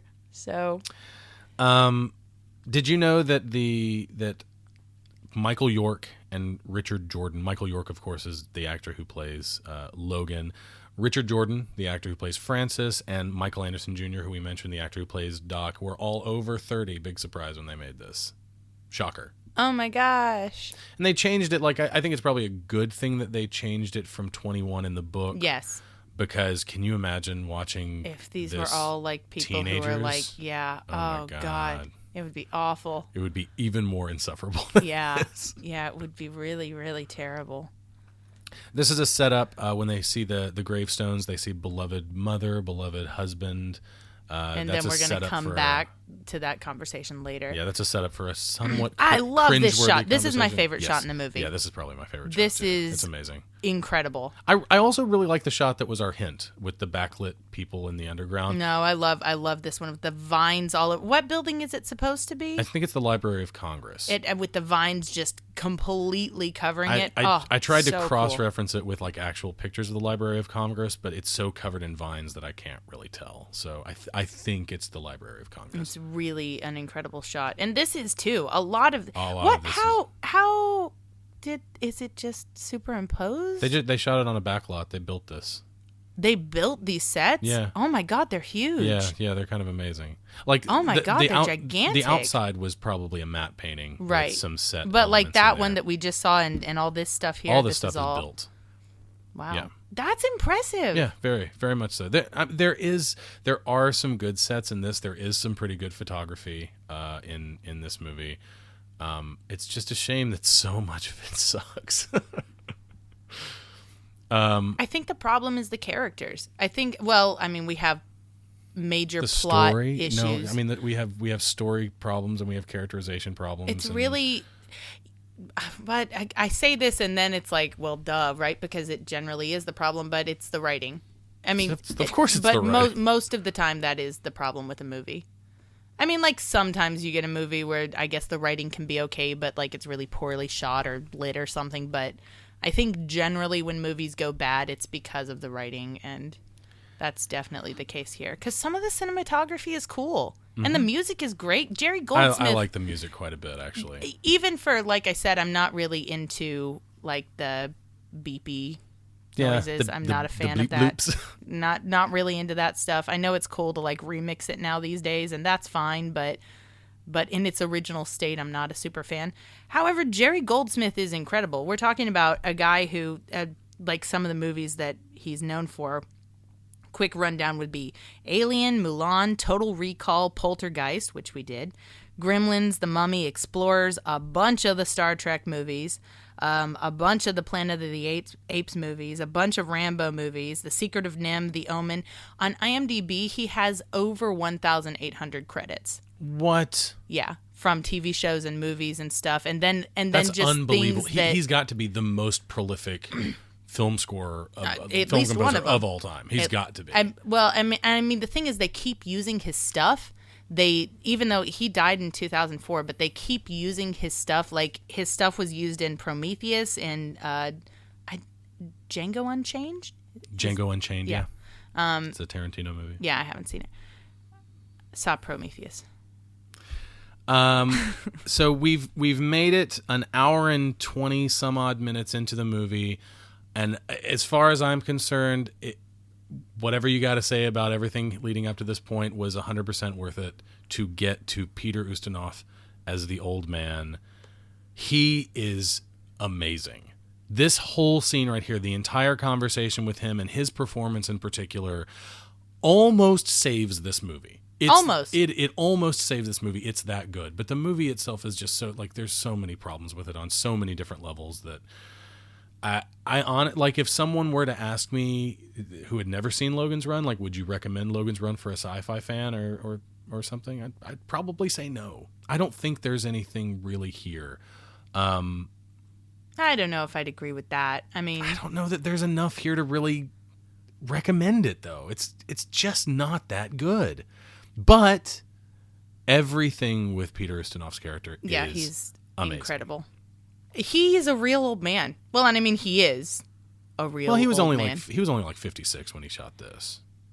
But he was a real old man, and and he acts so perfectly like it. Just like the way he's kind of like talking to himself most of the time, and like kind of slurring his words, and kind of the way he like he's closing one of his eyes and always chewing on something, and like the chewing way, on his tongue, I guess. The way like he's just happy, like there are young people who are listening to him, and he's just like gonna say some of the stuff he's memorized. Throughout this whole scene, we're gonna get a bunch of T.S. Eliot quotes from Old Possum's Book of Practical Cats, which is a book of poems by T.S. Eliot. It was published in 1939. Originally, the poems were letters that he had sent to his godchildren under the very silly name Old Possum. Most people know the stuff that comes out of Old Possum's Book of Practical Cats because of the musical Cats, which is primarily based off of it.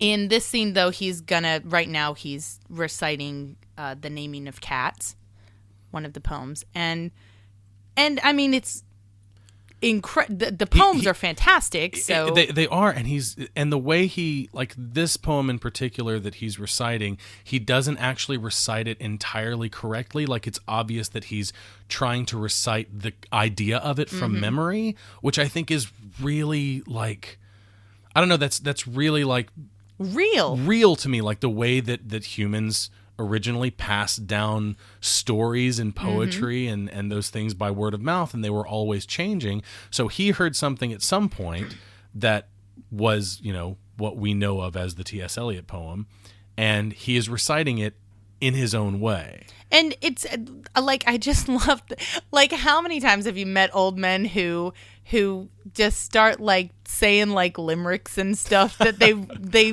memorized in their youth or whatever. And like it happens all the time, and you sit there and you humor and you're like, oh yeah. But like if you give them quaint. any encouragement whatsoever, then you're just gonna hear stuck. a bunch of it. And that's what he does, is they kind of like smile and look at him, and then he just keeps going. However, there are a lot of moments in these scenes where it's kind of like he's really acting, and the two of them are just kind of looking at him like, It is for the best, because if they try to act off of Peter Ustinov, it's only going to end poorly for them, because both Michael York and the actress who plays Jessica, Jenny Agutter, they're both so bad in this. I love that line so much. How were you grown inside your mother? And he's like, well, that's what she told me. I have to believe her. Just his delivery is, oh God, it's perfect. Yep. And he's talking about how they live together, and this is all contextual. Like this is like one of the only real complete arcs in the movie, is them understanding like the idea of a couple having a child, raising a child, living together, dying together, and it ties back to them seeing the gravestone in the cemetery. Like it really is the most complete and satisfying chunk of this movie, because it has a beginning, a middle, and an end. Yeah. Not that this movie doesn't, but so much of the rest of it is just so, I guess, overburdened with elements that don't make sense, holes that are not really filled in properly, motivations that aren't really clear. This really is the most satisfying portion of the movie to me. It is, absolutely. And not just because of his performance really elevates it. However, I mean, let's be honest though, you love old men, so. Really? Are we doing this? Well, I mean, you're the one. Like, I agree. His important. You have to explain this. If you're just gonna say that I love old men, you've got to explain what you mean by that. You have a history of just thinking that, like, as long as I've known you, even when we were like kids, you have always just thought that old men were the greatest things on the planet. Like, I can't explain how many RPGs or MMORPGs or whatever we have started together where I'm like, oh yeah, I'm gonna make this really awesome looking smoking body chick and we're gonna go fight goblins together, and like you're an old dude and I'm running around with an old dude every time. Just go group with other people. I don't know, I guess I associate old age with wisdom, and I find wisdom I mean, who's your favorite Lord of the Rings character? Gandalf. Duh, right? Like yeah. Not that Giles from Buffy is very old, right, but again. Yeah, no, it's obvious. So like when you were like, guess what my favorite part of the movie was in Logan's Run? I'm like, well, duh. The old man. The old man. Of course. Now he is the best part of the movie, so. But he totally is. That's fine. But his character's the best. It's the best performance in the movie by far. It's in the best set of the entire movie, like amongst all of these ruins and the vines and everything. Logan and Jessica have the fewest lines. It just can't. It can't get much better than it is. Yeah, it's pretty great. I think their performances are pretty terrible. I think that Michael York delivers a line. He delivers a few lines toward the end of the film that are worthy of like the greatest hammed up scenery. Oh, you're talking about when he's screaming off the balcony? Oh my God, it's just glorious. Yeah. And how cheesy it is. Really, really bad. So over the top. Yeah. But yeah, all this stuff is really, really excellent. I mean, this is clearly my favorite scene because of all the cats, though, right? I was wondering if you were gonna say something about the cats. I mean, they're awesome. You're very much a cat lady. I am.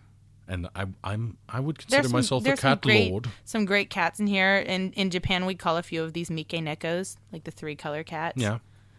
Got some cute spotted ones in the back. They all get ADR'd terribly with really, really bad like stock cat sound effects, it sounds like.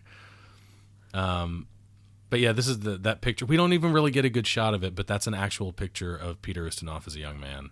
Oh, really? Yeah. Oh, that's cool. I wish we'd actually gotten a shot of it. Yeah. It's He brings it to cheer her up. And I love his advice to Logan right here where he's just like, leave her alone. Like I'm like, dude, man, this guy really... he knows some stuff, right? Like he sees them wisdom. fighting when he comes in and he's like, oh, don't cry. Look at pictures of my family. And she's like, oh, yeah, I want to look at them. And then he's like, leave her alone. Yeah, that's great. So these are all, he's about to show him a bunch of presidential portraits, and the portraits, I guess they're in the Capitol? They're either in the Capitol I read they were in the Senate. I don't know. The room is very small for that. I'm not sure. I'm not sure exactly where they are.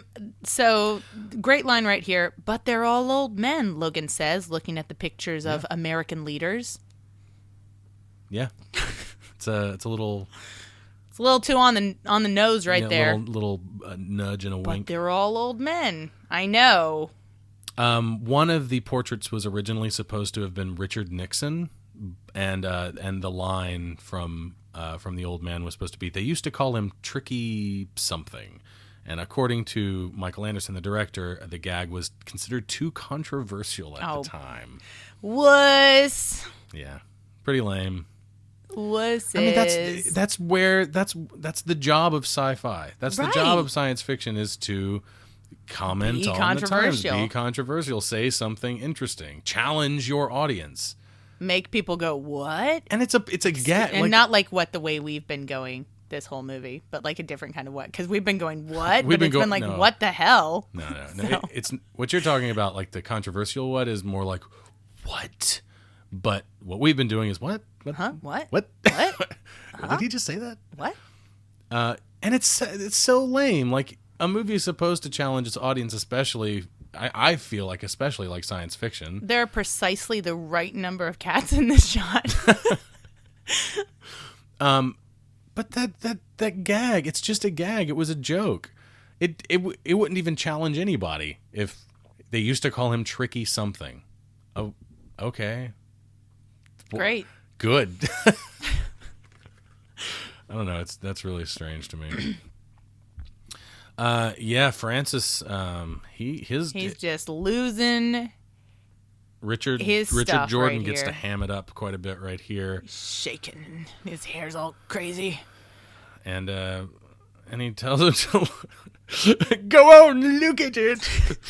He tells him to look at his life clock, and obviously he sees what they see, which is a clear life clock. Like, I don't even know what Logan is saying is true. Like, Logan's like, believe me, it's true. And it's like, what, that it's clear? Like, are we on the same page? Okay, yeah, it's true that it's clear, but, I mean, what are you, what does that insinuate? Please explain to me, because I'm still not sure what it being clear insinuates. I guess it means you've been reborn, but so what? Like, that means that you don't die at 30? Did you believe you were going to die at 30? Like, that you were going to die no matter what? I guess this fight scene is kind of cool. Like, they when they get the American flag and stuff? They look like they're really going after each other. I think one of them gets a desk cracked over him, which is pretty brutal, actually. Well, they should be doing yeah, this shot right here. Oh, it's a chair. That was pretty brutal. That's pretty intense. But they should be doing some mixed martial arts here, some Omnite or... Omnite. I swear, that sounds like a Kirby villain. Really. Like the Om Nom Nom Night or something. I think, this is cool, I think Francis holding picking the flag. Picking up the American flag. He must be a descendant of Stephen Colbert. With his Flagstaff attack. You know, it's nice at the end when Logan beats someone to death with an American flag. And he literally does. Like, he literally beats him to Francis death with dies an American flag. Right. Francis dies. He doesn't get stabbed or anything. Logan just hits him over and over with the flag until he dies. That's some symbolism right there.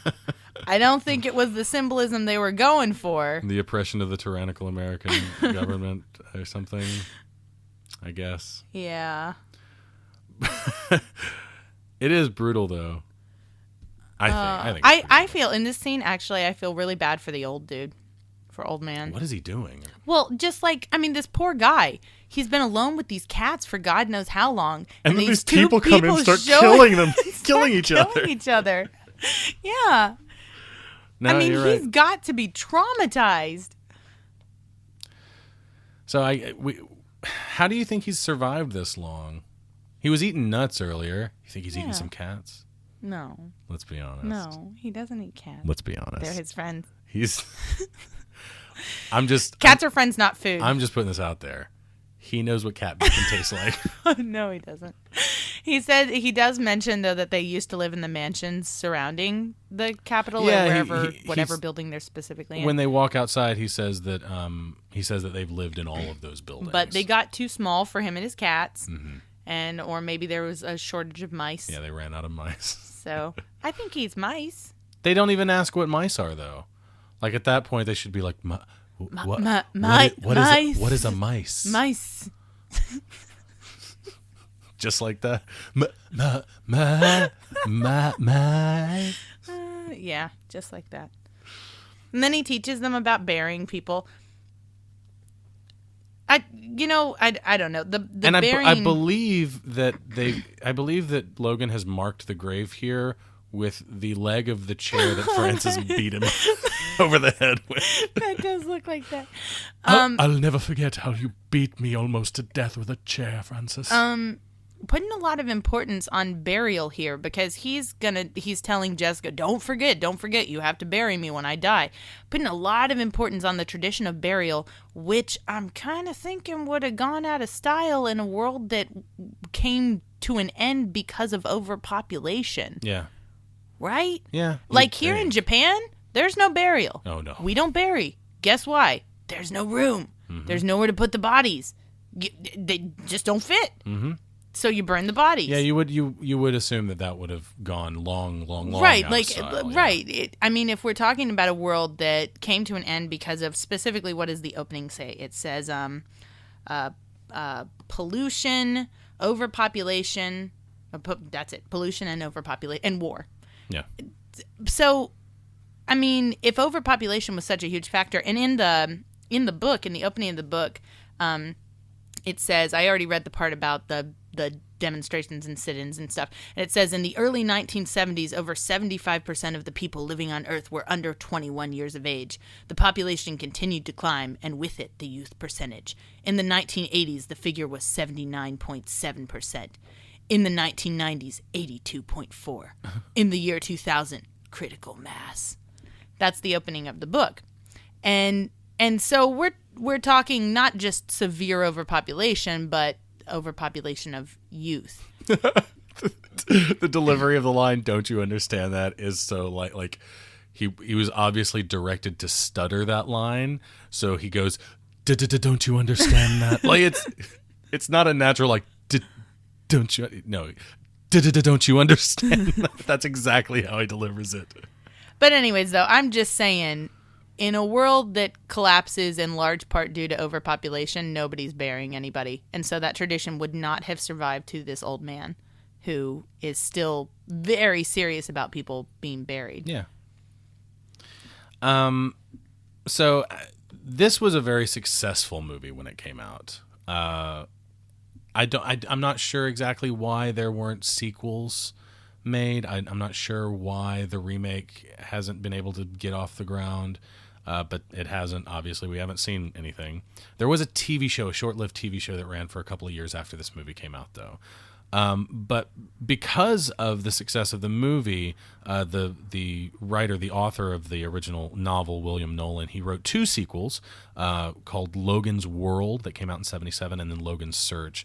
And then he wrote a shorter novelette, Logan's Return, that was published as an ebook. And there have been two other novels, Logan's Journey, which was written by Paul McComas, and Logan Falls, written, I guess, by William Nolan with Jason V. Brock. And they haven't been published yet. When I was looking on, the first thing I was going to do is I was going to try and find a copy on iBooks, because that's what I have on my iPad. And my Kindle is really weird here. It gets weird about being in Japan and only searches for Japanese stuff and whatever.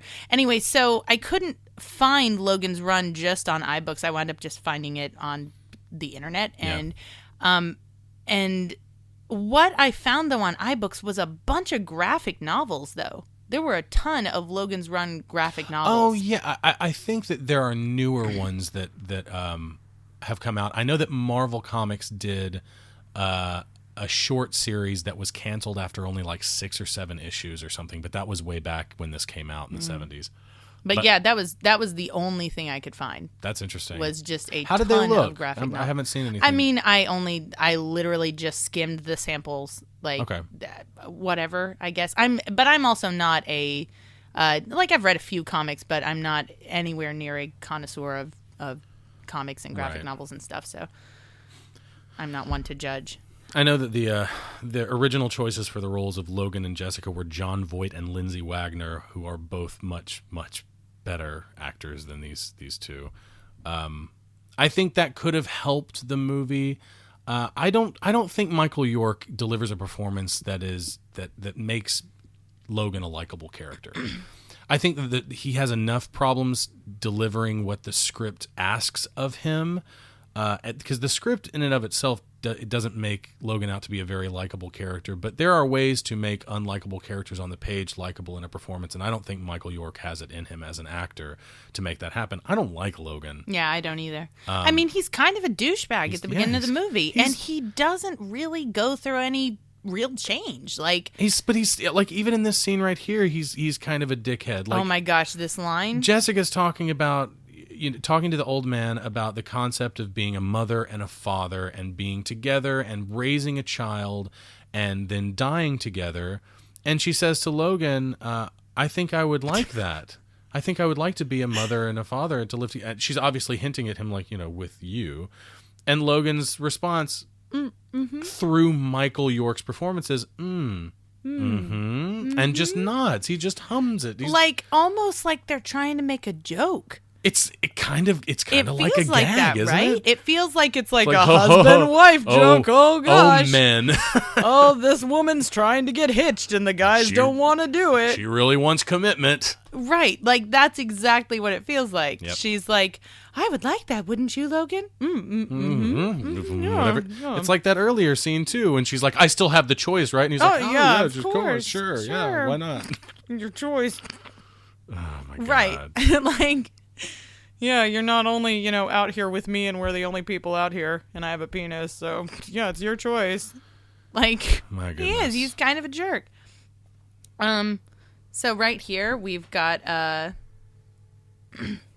hydrokinetic renewable energy, the most progressive thing in the movie so far. I guess they do use hydroelectricity. Is that what it is? Hydroelectricity. The ocean. It's powered by the ocean, by the tides. So yeah, actually, one of our listeners, Ruby Robinson, she said that this is a real world location that is just across the street from where her high school graduation was in Dallas, Fort Worth. Yeah, that's awesome. It's cool? A cool place. Like it looks awesome. It is very cool. Again, there are moments in this movie that look fantastic. Like, I believe this is some sci-fi world. I believe right here that this is the top of the entrance to some weird underground, utopian dome or whatever. This is what's called, it's at the Water Gardens in Fort Worth. It's called the Active Pool. And the main pool right here used to be 9 feet deep, but after 4 people drowned there in 2004, actually near the spot where Logan and Jessica dive in here in a minute, the pool was closed, and then it reopened in 2007, but the depth had been reduced to just 2 feet. So people would not drown, and I guess if they dive in, they just crack their skull open and die instantly instead. That makes sense. Yeah. People have never seen a cat. That's the whole motivation right here. We've got to show them cats. I agree with this. It's like, you've got to stay out here so we can bring the people, and then we're going to show them cats. We're going to show them cats, and they're going to be like, wow. This is the greatest thing. We've been missing this? We've been missing cats the whole time. I mean, that's how I'd react.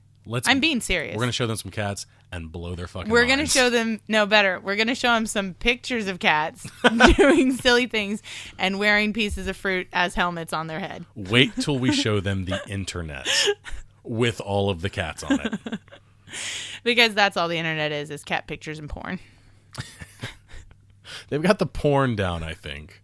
They just need cat pictures. Yeah. And then they'll be a complete society. They're about to come up in a pool that is the famous Esther Williams tank at MGM. It's a famous, I guess, water tank that they use for shooting stuff. This right here. This That's shot. cool. Yeah. Pretty cool. Yeah, it's a lot like we said. A lot of these locations are kind of cool, if a little sterile. I think a lot of the stuff inside the city, the miniatures aside, because they look fucking terrible. But I think a lot of the locations look really like stock sci-fi, sterile, hospital white kind of thing. And again, it's like you say little that, like visually... you say the miniatures look terrible, and my gut reaction is to go, no, they look cool. Why are you bashing? It's 1976. 76. Why are you bashing? It's their miniatures. But then I have to backtrack and be like, no, you're right. Star Wars is the next year, and they don't look terrible. No, they don't. They look great. So that's why this is very great. frustrating to me, is because my gut reaction is to disagree with you and be like, don't be so hard on it. Well, I think you have the inclination that I have too. Like, to be fair, I mean, just look at that. It looks so bad. But you have the same inclination that I do. That's the Lisa Frank Trapper Keeper material right there. You missed it. You have the same inclination that I do, that because they're actually using miniatures, because they're actually using practical real world items to create their world, you want to salute them for that. You want to say, yes, we live in a world now where they just could create all that in a computer and it would look false and wrong, So I guess the costumes that they had on in Carousel were different. This delivery. I'm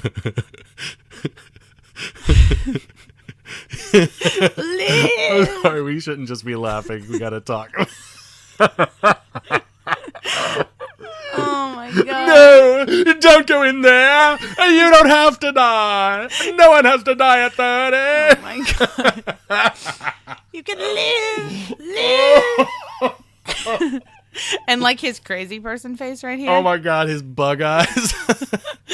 Oh god. Oh my god, it and then he looks at her and she's like, what the hell did you expect would happen, man? No, and then You're screaming at him like, he recruits her and he's like, all right, come on. Come on. I set the bar. You gotta hit it. You gotta hit that mark. She doesn't quite get there. No.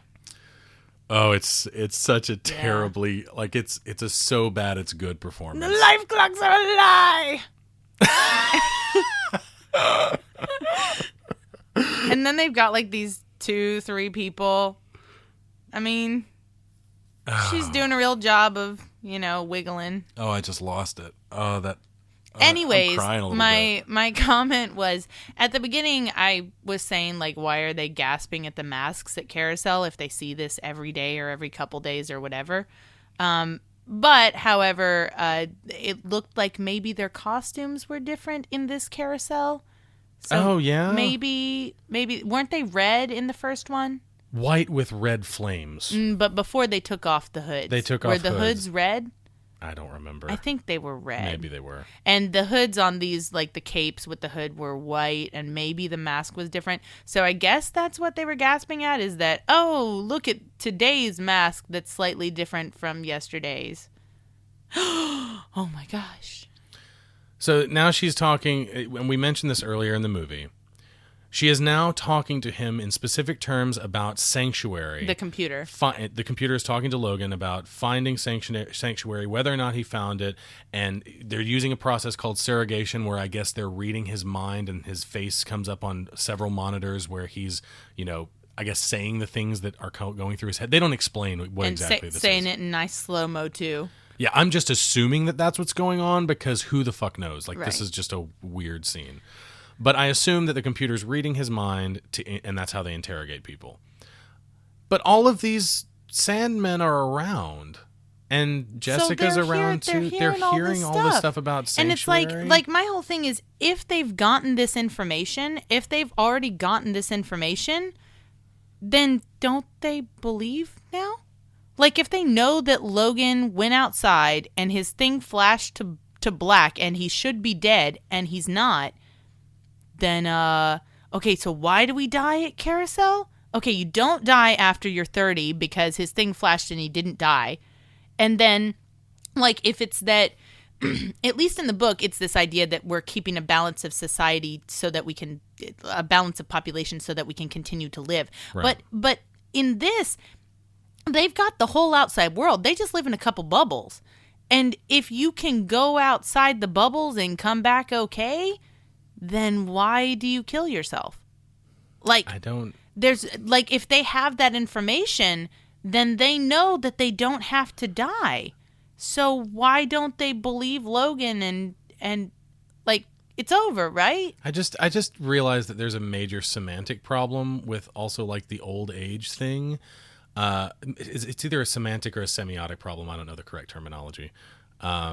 Linguists out there, help me out. I guess it's a linguistic issue.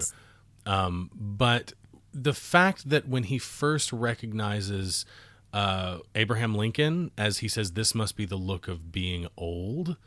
How would he know what old even is? Like, to him, if he... How do they have a concept? That's a semantic issue because you're talking about the meaning of the word. Yeah, exactly.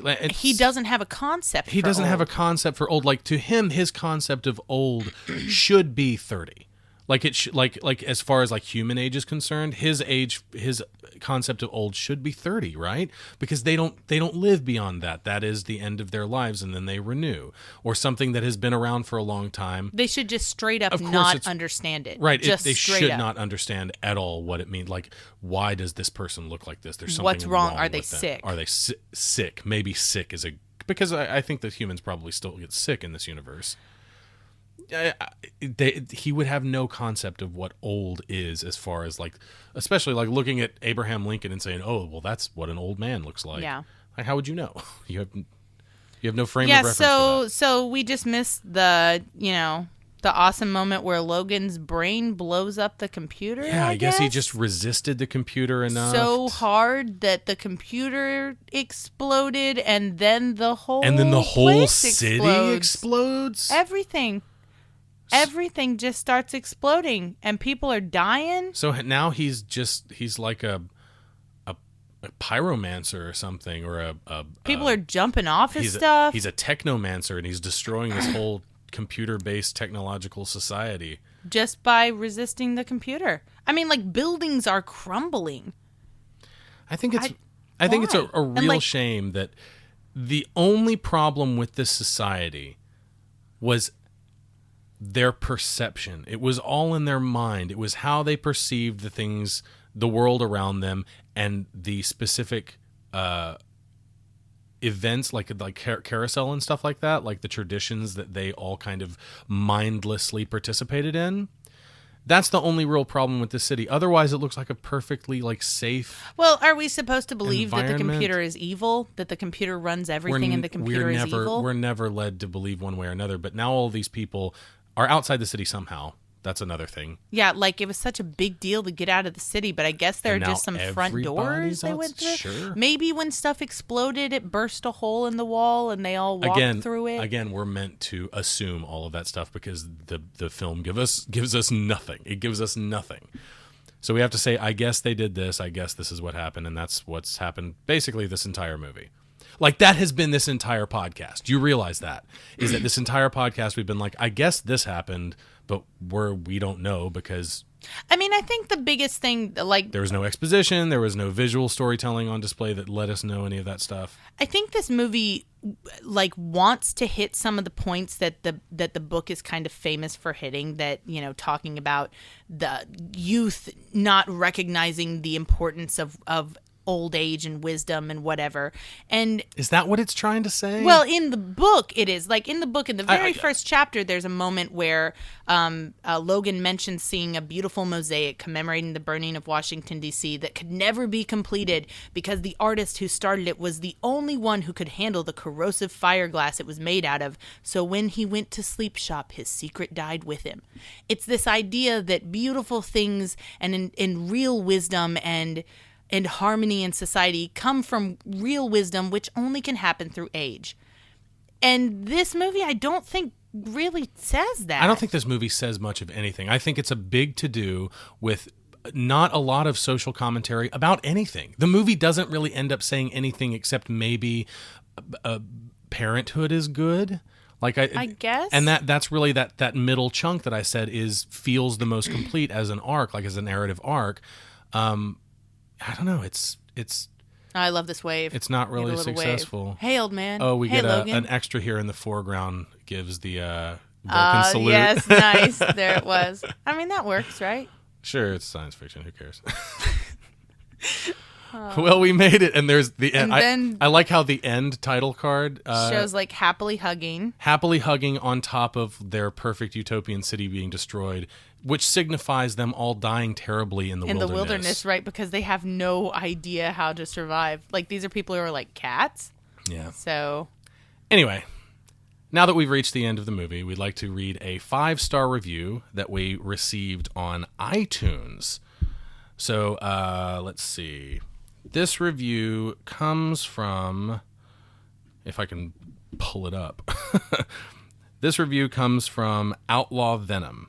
And Outlaw Venom says, while the podcast is made to be listened to while you watch the movie in discussion, I found that if you've at least seen the film and can vaguely remember it, then this podcast is quite enjoyable and very interesting. 5 stars. sweet. How about that? If you'd like to leave us a rating and review on iTunes, we'd really appreciate it. And if it's a 5-star review, we'll even read it on the show. As always, you can find us on our website at popcornpoops.com. Please follow us on Twitter and like us on Facebook if you'd like to receive updates about the show, including our weekly movie still identification game. If you have a question, comment, or movie request for us, you can reach us on our social media outlets or by emailing us at thepopcornpoops@gmail.com. Next week, we'll be watching and talking about Victor Fleming's 1939 film, The Wizard of Oz.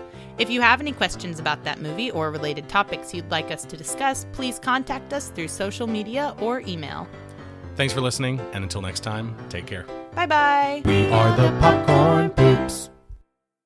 Hi, I'm Mike White, And I'm Rob St. Mary. and we're the hosts of the Projection Booth podcast. If you haven't heard of the Projection Booth, that's okay. But we think it's time that you have, We've been doing this for over 3 years now. and we think we're doing a pretty good show. Every week we look at a different film and put it in context. We try to bring you interviews with the people behind the films. Or experts on a subject matter covered in the film. We don't specialize in any one particular genre or type of film. We try to examine every aspect of cinema. From every corner of the globe. Even at 3 years, we barely just scratched the surface. But we're ready. We're ready for you to listen to us. That's right. Now's the time to give us a shot. Download us through our free smartphone app Or through Stitcher, iTunes, Geek Juice Radio, Jackalow, or our website. projection-booth.com. We'll keep making great shows. Now it's your turn to listen to them.